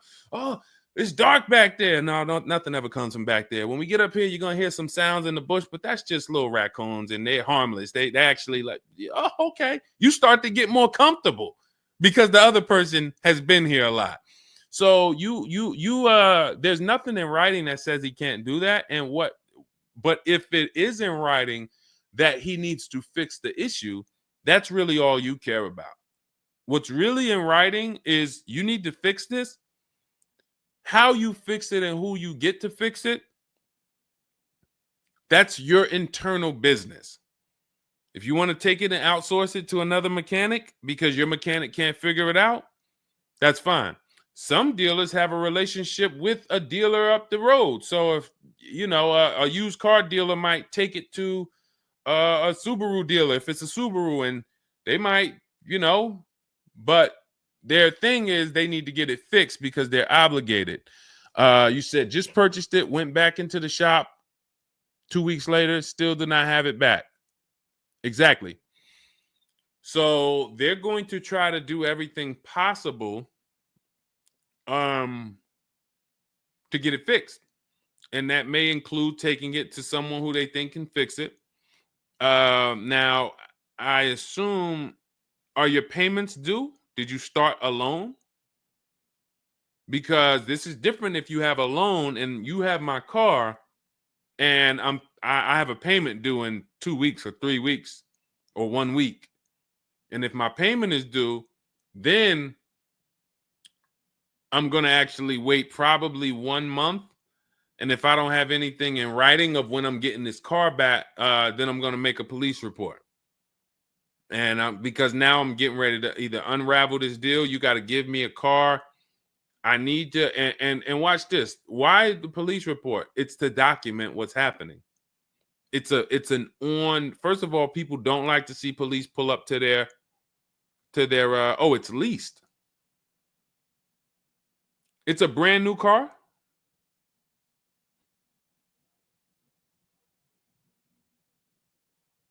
It's a brand new car. Most leases are brand new.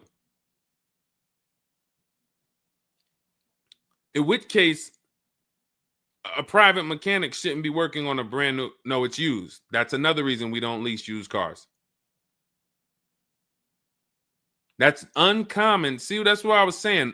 Leasing used cars is very uncommon.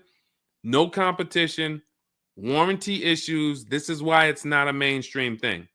And this is why it's not something that I recommend. But I don't say it's not possible. Because when people say, oh, Deshone, could you lease a used car? I'm not going to say, no, you can't. But what I'm going to say is we don't. Now, you have is there a warranty in writing? Did they write something on, because now you pretty much have a payment on a car that's used. That what is the warranty? What did they put in writing that they would cover if something went wrong? They had to put something in writing because they're covering it now. You know, or they have to fill some form of obligation. You paid 2 payments, but what warranty did they give you? Was it a certified car? Because that would give you a year warranty from the manufacturer. But again, I don't think you have a manufacturer warranty. In fact, I almost know you don't, because they wouldn't be taking it to a private mechanic if it had a manufacturer warranty. Originally 32,000, at the end 62,000 through. Originally 32,000, at the end 60,000 through Exeter. Yes. Well, I mean, originally 32,000. I don't know what you mean by that. Is that your mileage? I need to know. Did they put something in writing saying that they were giving you a warranty?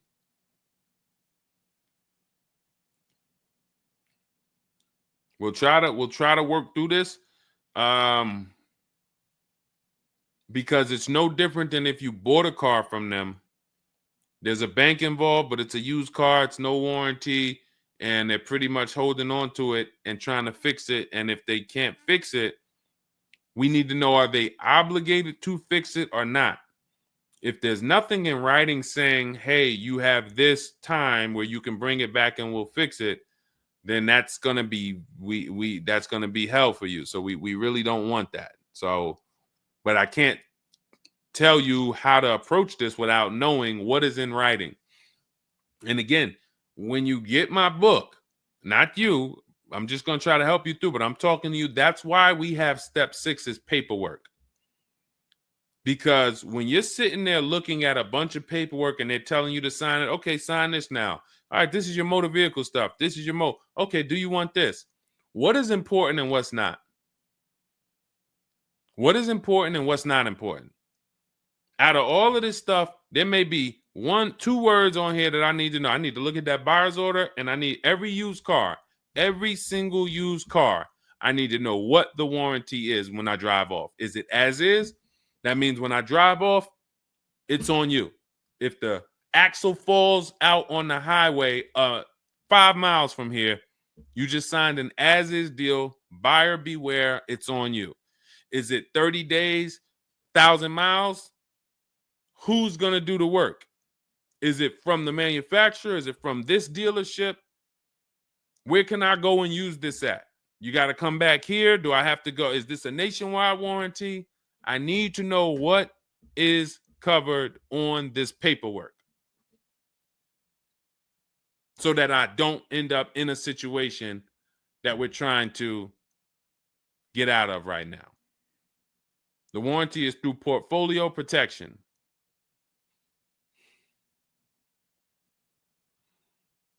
So it's a warranty.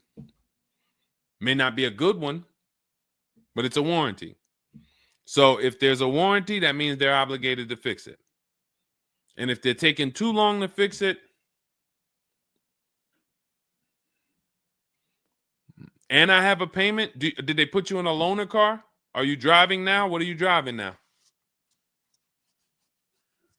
If I bought a car with a warranty and then it had problems, I dropped it back off to the dealership and they had it for 2 weeks, and I have payments I'm still making on it, I just got it and it's in the shop, I'm not going to let that car stay in the shop more than 30 days with no car. I'm in a loaner. Okay, so you got to just chill out.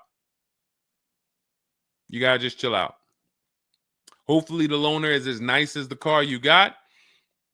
And if the car and if that's the case, then you just chill out. It's not a mainstream program you're in.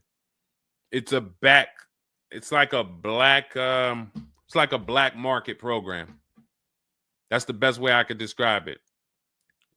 These companies that lease used cars, it's a black market kind of behind. It's not a mainstream thing. That's why all of these companies are small or like very little known name companies. They could go out of business. Nobody knew. Who the heck were they? Nobody knew. portfolio such and such went out of business. I never even heard of them. Who are they? Because they operate in the black market back there. So the general manager refused to pay the $4,300 for the corrosion on an important part. Again, what's your payment on the car? I just want to, I think this is a valuable lesson. They've had my van since from June 19th. Oh, they've had the van for that long? And you've been in the loaner?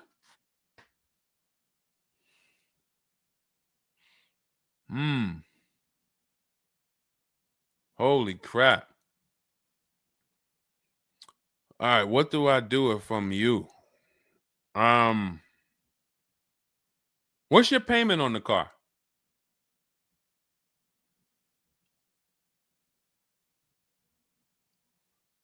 Company had your car for months. You leased it, dropped it off because it was having problems. They've had it for months and can't fix it. And you're paying $775 a month. What kind of vehicle is this? What kind of vehicle is this that we're paying $775 a month for?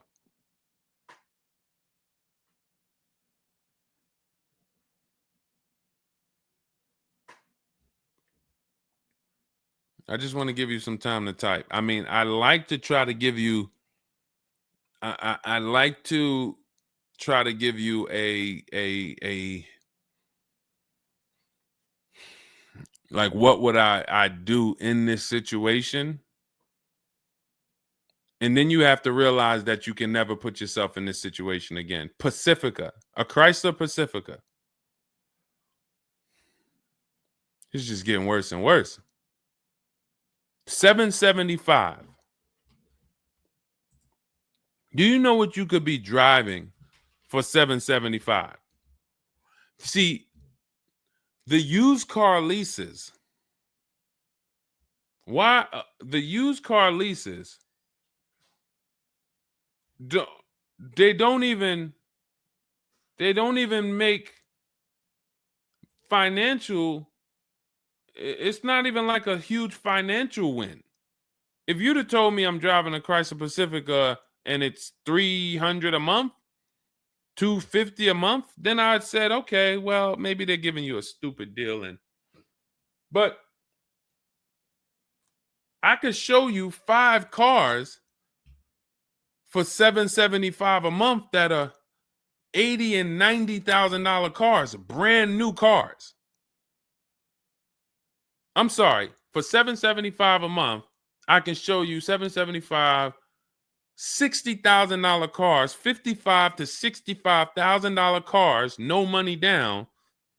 I also traded in a Buick and they gave me $2,000 for that. Listen, dear. All right. They want to keep you in the car. God, how can you get out of this car? Oh man. And just so you know, some situations you can't get out of. So it's not like there's always a way out. There are some situations.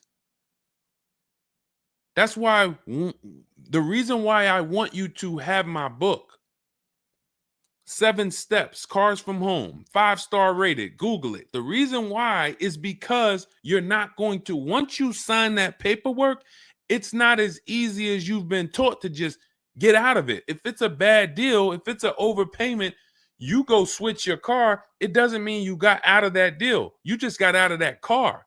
You rolled over the negative equity to this deal. Car deals are like, once you sign them, the damage is done. And then it's about, all right, what's the best way to get out where I lose the least amount of money on this deal? But I'm going to lose. Negative equity, it's going to be there.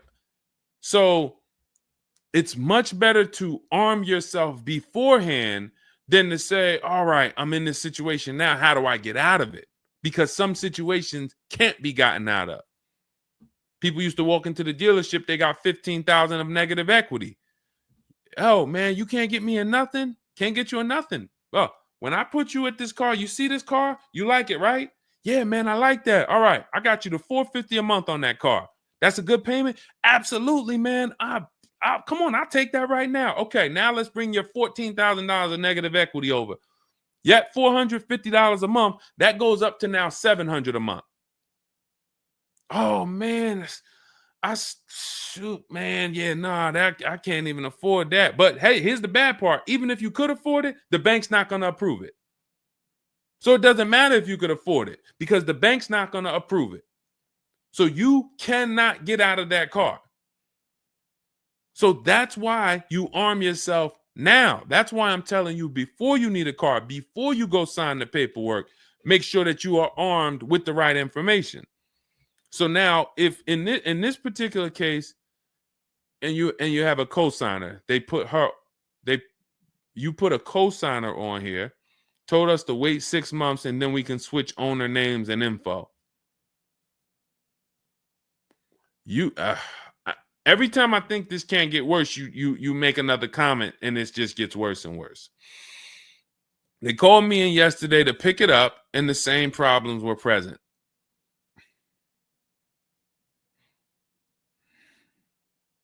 Good Lord.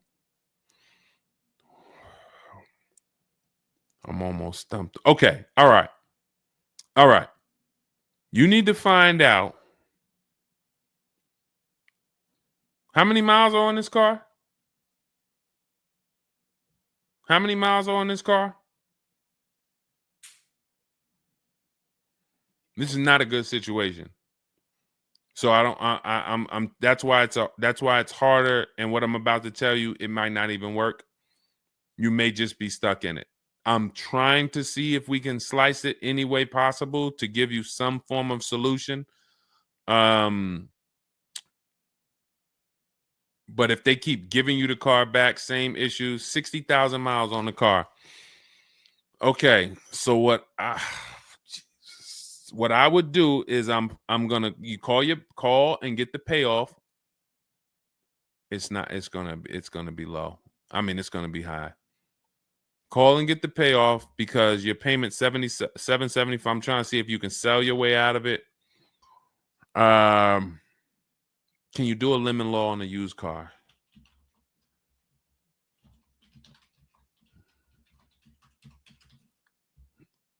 Let's see. Yes, some states have lemon laws that cover used cars, but the specifics vary by state. What state are you in? If they can't fix the same issue, but it's an aftermarket warranty.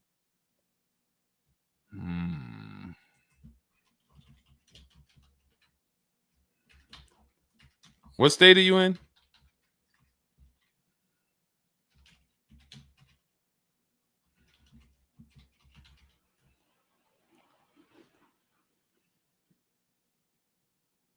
Maryland. Let me see. On a used car, Maryland. In Maryland, the lemon law primarily focuses on new cars or lease cars. Nope, that's not going to work.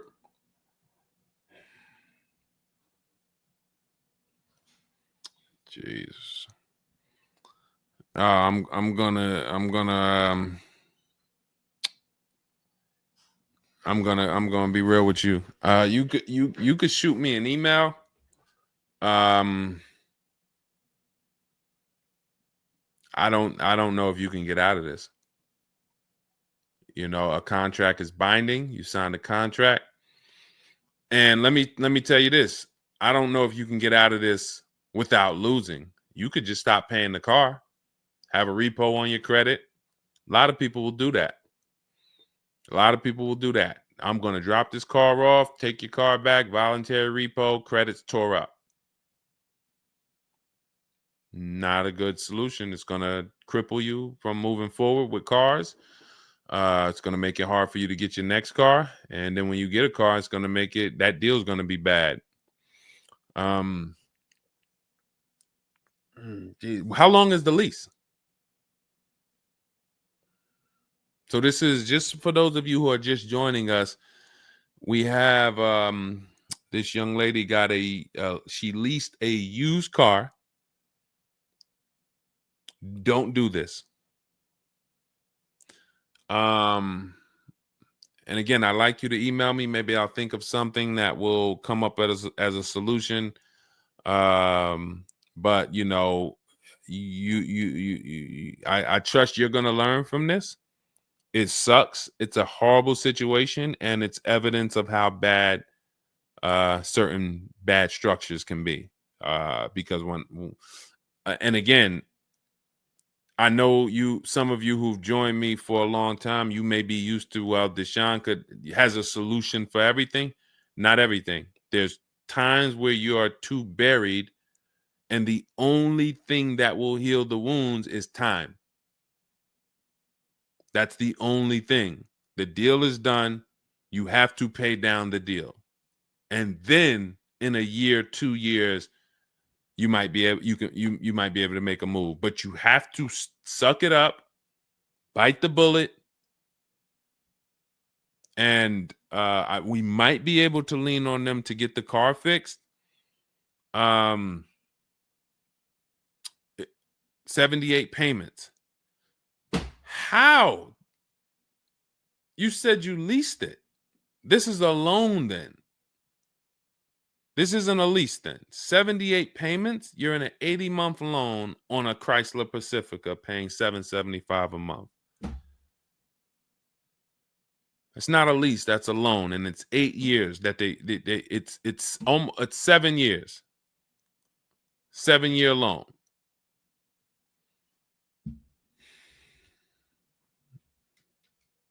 I mean, this is why I do what I do. You know, like, I don't want you thinking, okay, maybe you don't sign, maybe you don't make a mistake that is this serious, but this is cars. When I'm breaking down these big numbers and I'm throwing out these big numbers, oh, this is a $4,000 mistake. Oh, if you don't do this, yep, you're looking at about $4,000 or $5,000 you're gonna leave on the table.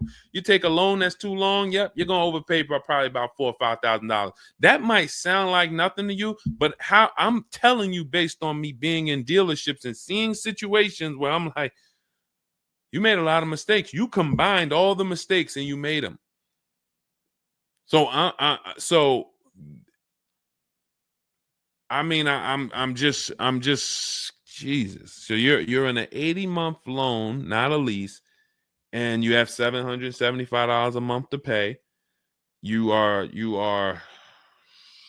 So that means that loan, just to give you an idea of how much you've paid, you've been charged for this car. It's $775 a month times 80 is $62,000. So we're paying $62,000 over 8 years, over almost 8 years, or almost 7 years. Wait, 80 months, not 84. So yeah, almost 7 years for a Chrysler Pacifica. So we can't trade out of it. We can't sell our way out of it. That car is probably worth $20,000 at best. 2021 Chrysler Pacifica, 60,000 miles on it. That car is probably worth $20,000. But they charge you're gonna end up paying $60,000 for it. Jesus.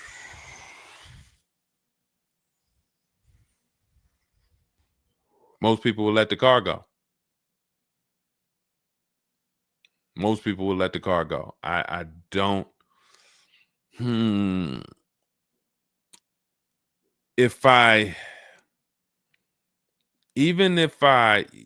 you run your negative equity, that is exactly what it's saying. 62,000.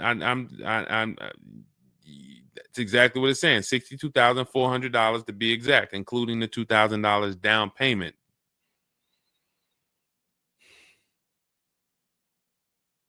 What's the name of this company that you did business with? My friend will not let that fly. That is one of the worst car transactions that I've ever seen anyone in. And your friend is on the deal with you as a co-signer. This is level 10 out of 10 bad. Rich Morton Mazda. Do you know what your credit score was roundabout when you made this deal? Rich Morton Mazda in Maryland. Everyone remember that name. Rich Morton Mazda in Maryland. Stay away from them. This is one of the worst deals I've ever seen. She is the main person they told me I could not sign the papers.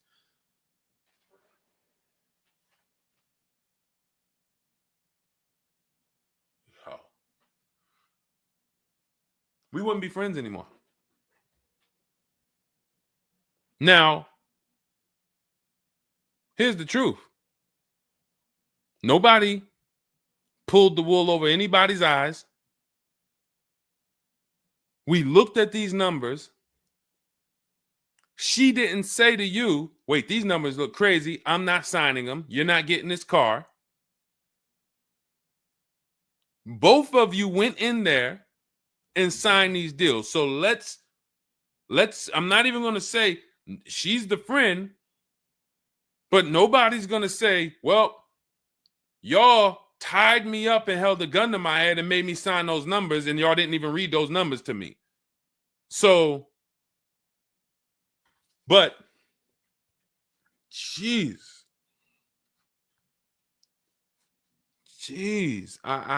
this, you're buried. You are buried in this car.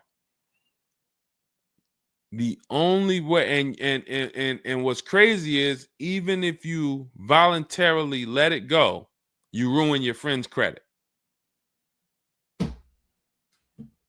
Because she's the one who signed for the car. Bad, everything bad. I wish there was a silver lining that I could think of. What I would do is I would find, you need to find out how upside down you are. You need to go on CarMax, write down these 6 sites, write down these 6 websites. You need to go on CarMax, Driveway, Kelly's Blue Book, Cash Offer, Auto Nation, Carvana, Car Gurus, Cash Offer. And you need to see what that car is worth. Let's say they say the highest offer is $25,000. $25,000. The total of your payments is not what you owe. That's what you would have paid after 7 years. You need to call the bank and you need to get the payoff. That is what you do tomorrow morning. You go on those websites tonight or today. You find out what this Chrysler Pacifica is worth. And then you call the bank tomorrow or the next or whenever, and you get the payoff. And you need to know what that gap is. If that gap is $25,000, then I am trying to get out of that car, and it might not be this year. It might not be this year, but I need to right now. I would go into an electric car lease where I could get, like, there are certain electric cars, and if I was shopping them, I would choose a bunch of them that were 50. I mean, I got a couple people who've gotten Like Val, she just got her electric vehicle. Some of these electric vehicles people are saving. This is a 1.16, but even going back to Zafrina's first deal, she got an electric car and she probably got like close to 17 grand off the car. Milligan, I always use Milligan because she got one of the biggest discounts ever using what we use as an electric car. But she got, where's Milligan? I got to label these better, Dolan. Remind me I got to label these better because I cannot just cycle through these. Sean got 20 grand off. The reason why you need a car that when you shop your deals, you need like $30,000 off the price of the car. And because right now you're paying a high payment and the car is worth nowhere near what you're paying.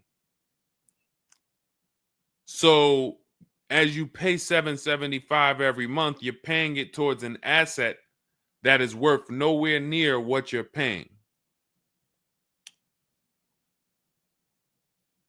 You also need to find out if you have gap insurance. So I'm going to give you those 2 homework assignments. And then the next time we're live, you jump on the show and you tell us what you did. Those 2 homework. Find out if you have gap insurance. And then you need to get your payoff and go on those websites and get the cash offers and find out what the gap is. Because if the gap is $25,000, then what I'm doing is I'm shopping. If you listen, you get, if before I tell you to get the book so that you can shop a bunch of different electric cars from home, you need to get $25,000 off the price of some electric car.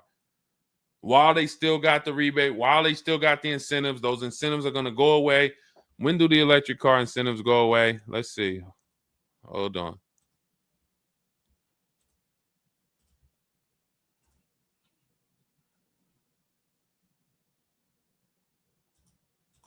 Hold on.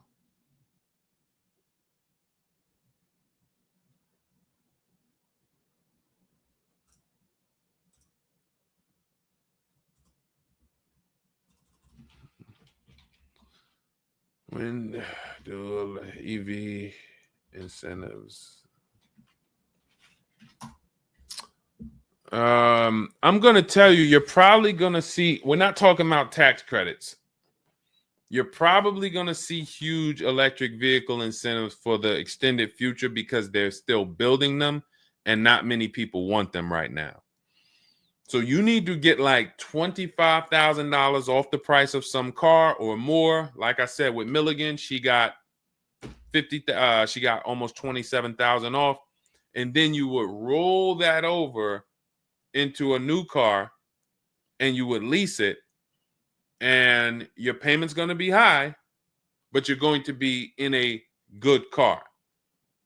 So if you lease a car and you end up with after you knock off that 25, 30, $30,000, and I would be just shopping multiple electric vehicle leases using our system. Again, at this point, you're either going to listen to me or you're not. So, I mean, I'm just going to assume you are.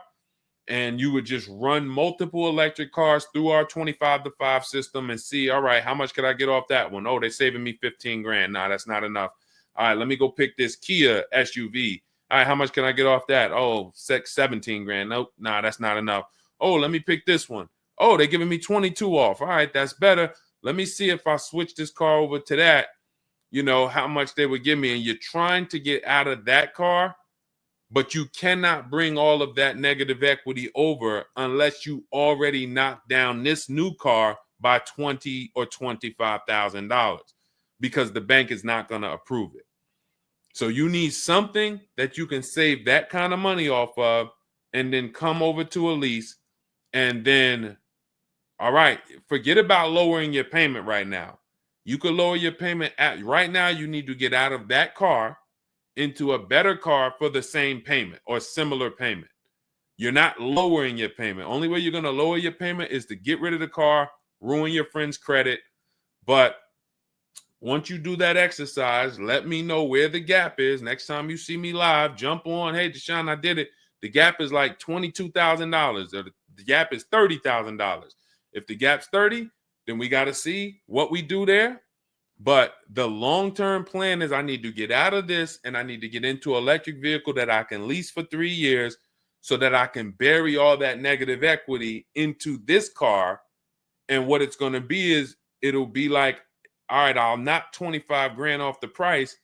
Normally my payment would be stupid low, like $250 a month, because I just knocked 25 grand off this. But I'm actually just putting the 25 grand from this Pacifica back on there. So it's still going to be around 700-800, but I'm driving a brand new car. And then once my 3-year lease is up, I can actually be done with this versus being in this for 78 more months. All right. So next time I'm live, jump on and, tell me you did the homework and we can see if we can actually, try to get you to some form or fashion of some type of end. Yeah, I'm not a fan of the electric car. Can't help you. Can't help you. I appreciate you being on here, but you should have not been a fan of this. How are we in a 2020? This is the part where we have to realize you have your friend tied to this car.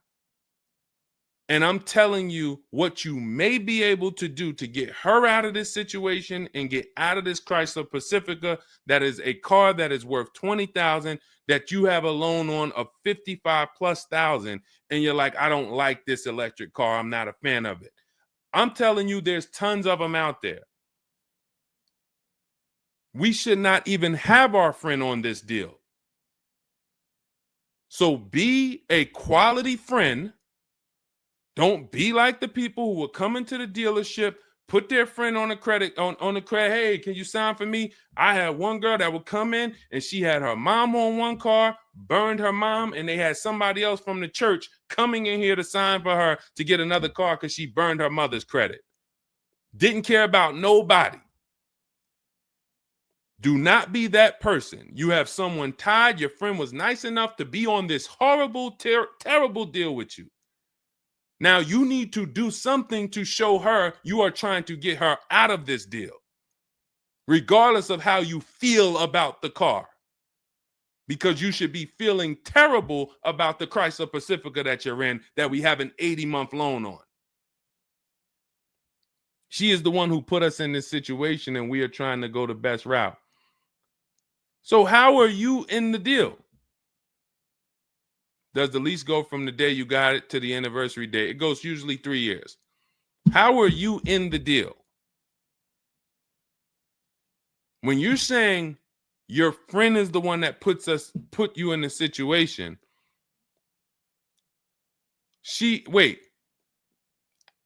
in one breath you're saying, believe it or not, she's the one who encouraged me to get it. And then in another breath, you're saying she's the one who put me in the deal, who put us in this situation.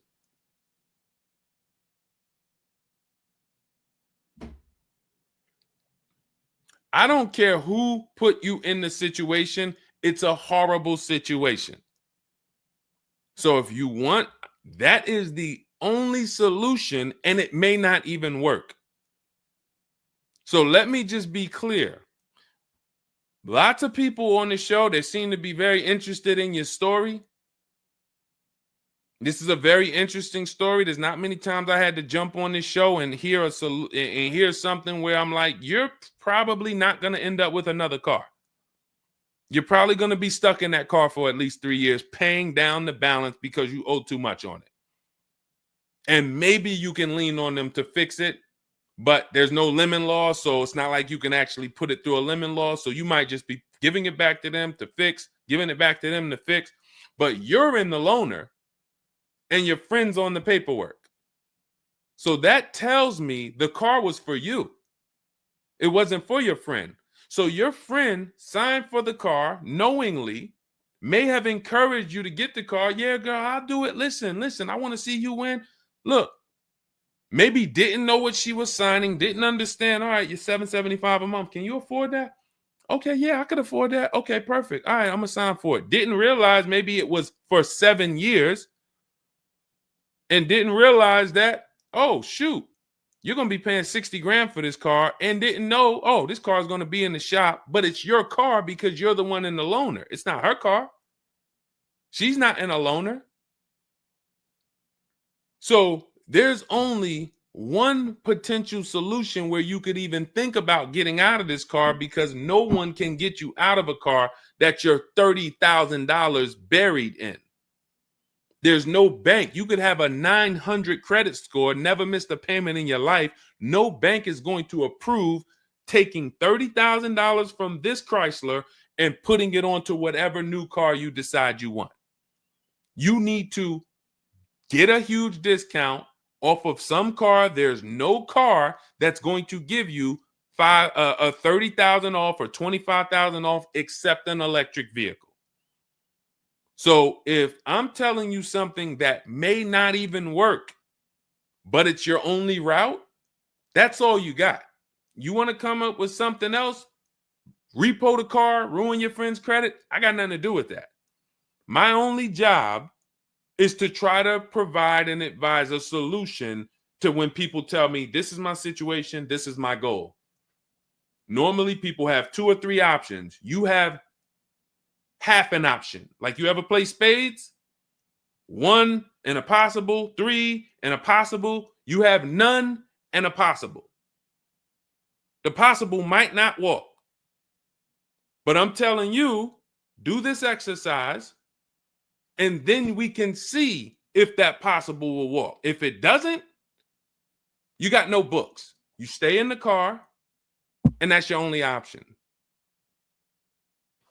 It's a bad situation. One of the worst I've ever seen. And I'm not saying that to beat you up. I'm saying that so you realize the severity of the transaction. So if I have to bite this bullet and I got to pay this car for the next 2 years, 3 years, it's because I'm in a bad situation. And then when I pay down this car, maybe I can make a different move in 2 years. And then I'll be much wiser before I make my moves, so that I never end up in this situation again. Okay? So for everybody who joined, this was great. Again, my goal is to keep you from ever making mistakes. Every mistake you make on a car transaction costs you thousands of dollars. There is no the least expensive mistake you could make is getting gap insurance when you didn't need it. Getting gap insurance when you didn't need it, you just paid probably $400 or $500. You didn't need it. All right, you lost $400 or $500. That's the least expensive mistake you can make on a car. Everything else is thousands of dollars, $2,000 mistakes, $5,000 mistakes, and more. So you can avoid every mistake by having a step-by-step checklist. If it's in Deshone's book, I do it. If it's not in his digital book, I don't do it. So there's no way I'm going to make a mistake. That's okay, TJ girl. We'll be back tomorrow. If I'm giving you a checklist, check, do this, check, check. You're doing everything I say do. There's no room for a mistake. You're not following an almanac. You're following a checklist. That's why my book is called Cars from Home, 7 Steps to Saving Time, Money, and Avoiding Dealerships. Step 1 through 7, check them off. You do car transactions mistake-free. You don't miss any money with your financing. You don't buy bad cars. You don't do anything that you're like, oh, was this good? No, it's a checklist. So normally it's $97. It's a digital book. So you can have it in your inbox in about 5 minutes, and you'll get it for 75% off as part of our welcome offer in my TikTok bio, Instagram bio, Facebook comments, or the YouTube comments. There's a link there. Just get there before that 2-hour countdown expires. Once it expires, it goes back up to $97, which is still worth every penny. You spend $700 on a home inspection. Why do you spend $700 on a home inspection when you might not even buy the home? Inspector might come back and say to you, you know what? Hey, listen, I got the report for you. Just so you know, that roof needs replacing. Those boards, the electrical system in the back, there's a lot of stuff that's not up to code. And then in the basement, you got some water coming in through the foundation there. Listen, house needs a lot of work. Here you go, $700. You and your family might not buy that house. Do you say to yourself, man, I wasted that $700, man, we could have kept our $700? No. You say to yourself, man, I'm glad we got that home inspection, man. We would have been in trouble. So this is how we approach cars. This is how people who I show you throughout the stream approach cars when they're working with cars from home. They're like, I want to make sure that if I can spend $24 and get Deshone's book, and that is my form of a home inspection, that's me guaranteeing I don't make a bad move, then I'm going to go spend that. And if I miss the $24 price and it's $97, then I'm going to go spend that to make sure I don't go out here and make a $5,000 bad decision. That's what we hold ourselves to. Thank you, Stephen Nash. Good to see you. So go grab your copy before the countdown expires. Get it for $24 instead of $97. It's in my TikTok bio, Instagram bio, YouTube comments, or the Facebook comments. And then use that step-by-step. New cars. Everything is in there for you to shop empowered, mistake-free, for you to be the prize. You deserve to be the prize. There is nothing else that you would spend $10,000 or $50,000 on, or some of you are going to get a $100,000 car. There's nothing else that you would go in spending that money on, and you wouldn't feel like you're the prize.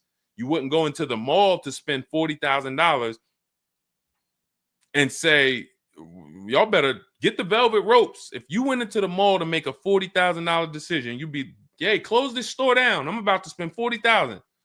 You'd be bringing champagne out. All right, close the velvet ropes. Where's the velvet ropes? Everybody stay outside. This person's about to spend $40,000. But a $40,000 car, you go in and you'll take the mistreatment. You'll leave buyer's remorse.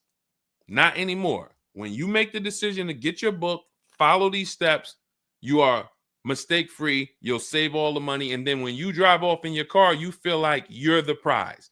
This dealer won my business. That credit union, that bank won my loan. This deal, buyer, Carvana, CarMax, Driveway, they got to buy my old car because they put the best bid up. Everybody won a bid.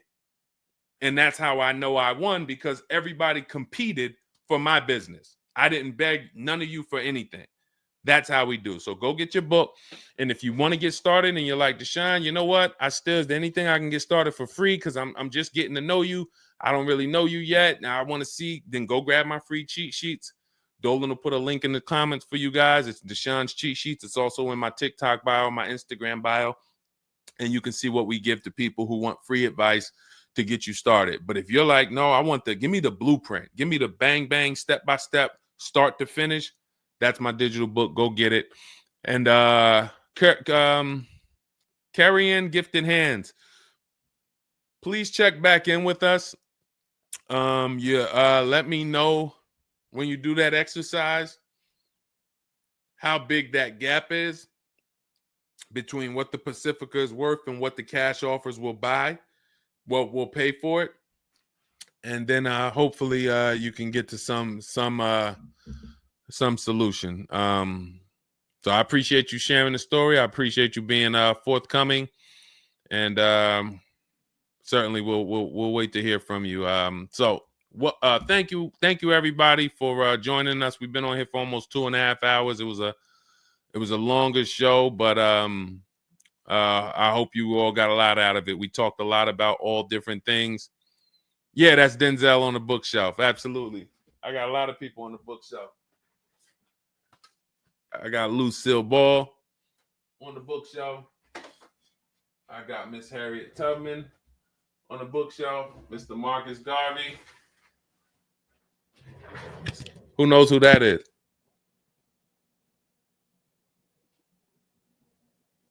That's the great one.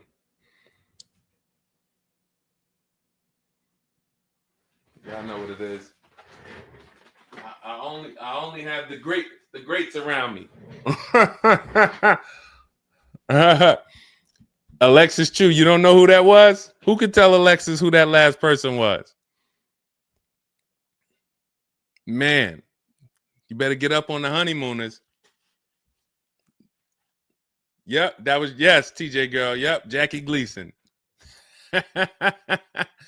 Yep, that is right. The great one. So yeah. So yes, so it was a pleasure. We'll be back. We'll be back for another show. When you see us, jump on, get your questions answered. For those of you who have my book, I want to thank you. Shout out to I saw a couple people say they grabbed their book and they were using they were ready to use it. I would get the paperwork through email, never received it. I need your help. I bought 2 brand new cars. I was told I would get the paperwork by email, never received it. So call the dealership. Call it. You bought 2 brand new cars. You said you would get the paperwork by email. You never received it. Call the dealership and, hey, where's my paperwork? Ask for the finance manager. Where's my paperwork? That's what you do. All right. So, all right. I'll let everybody go. I'm tired. I can't even get myself together. This is, I'm going to jump off and we'll be back. We'll be back for another show. Make sure you get your book in my TikTok bio, Instagram bio, the comments, or the Facebook comments or the YouTube comments. And I'll see y'all on another show. All right. God bless you.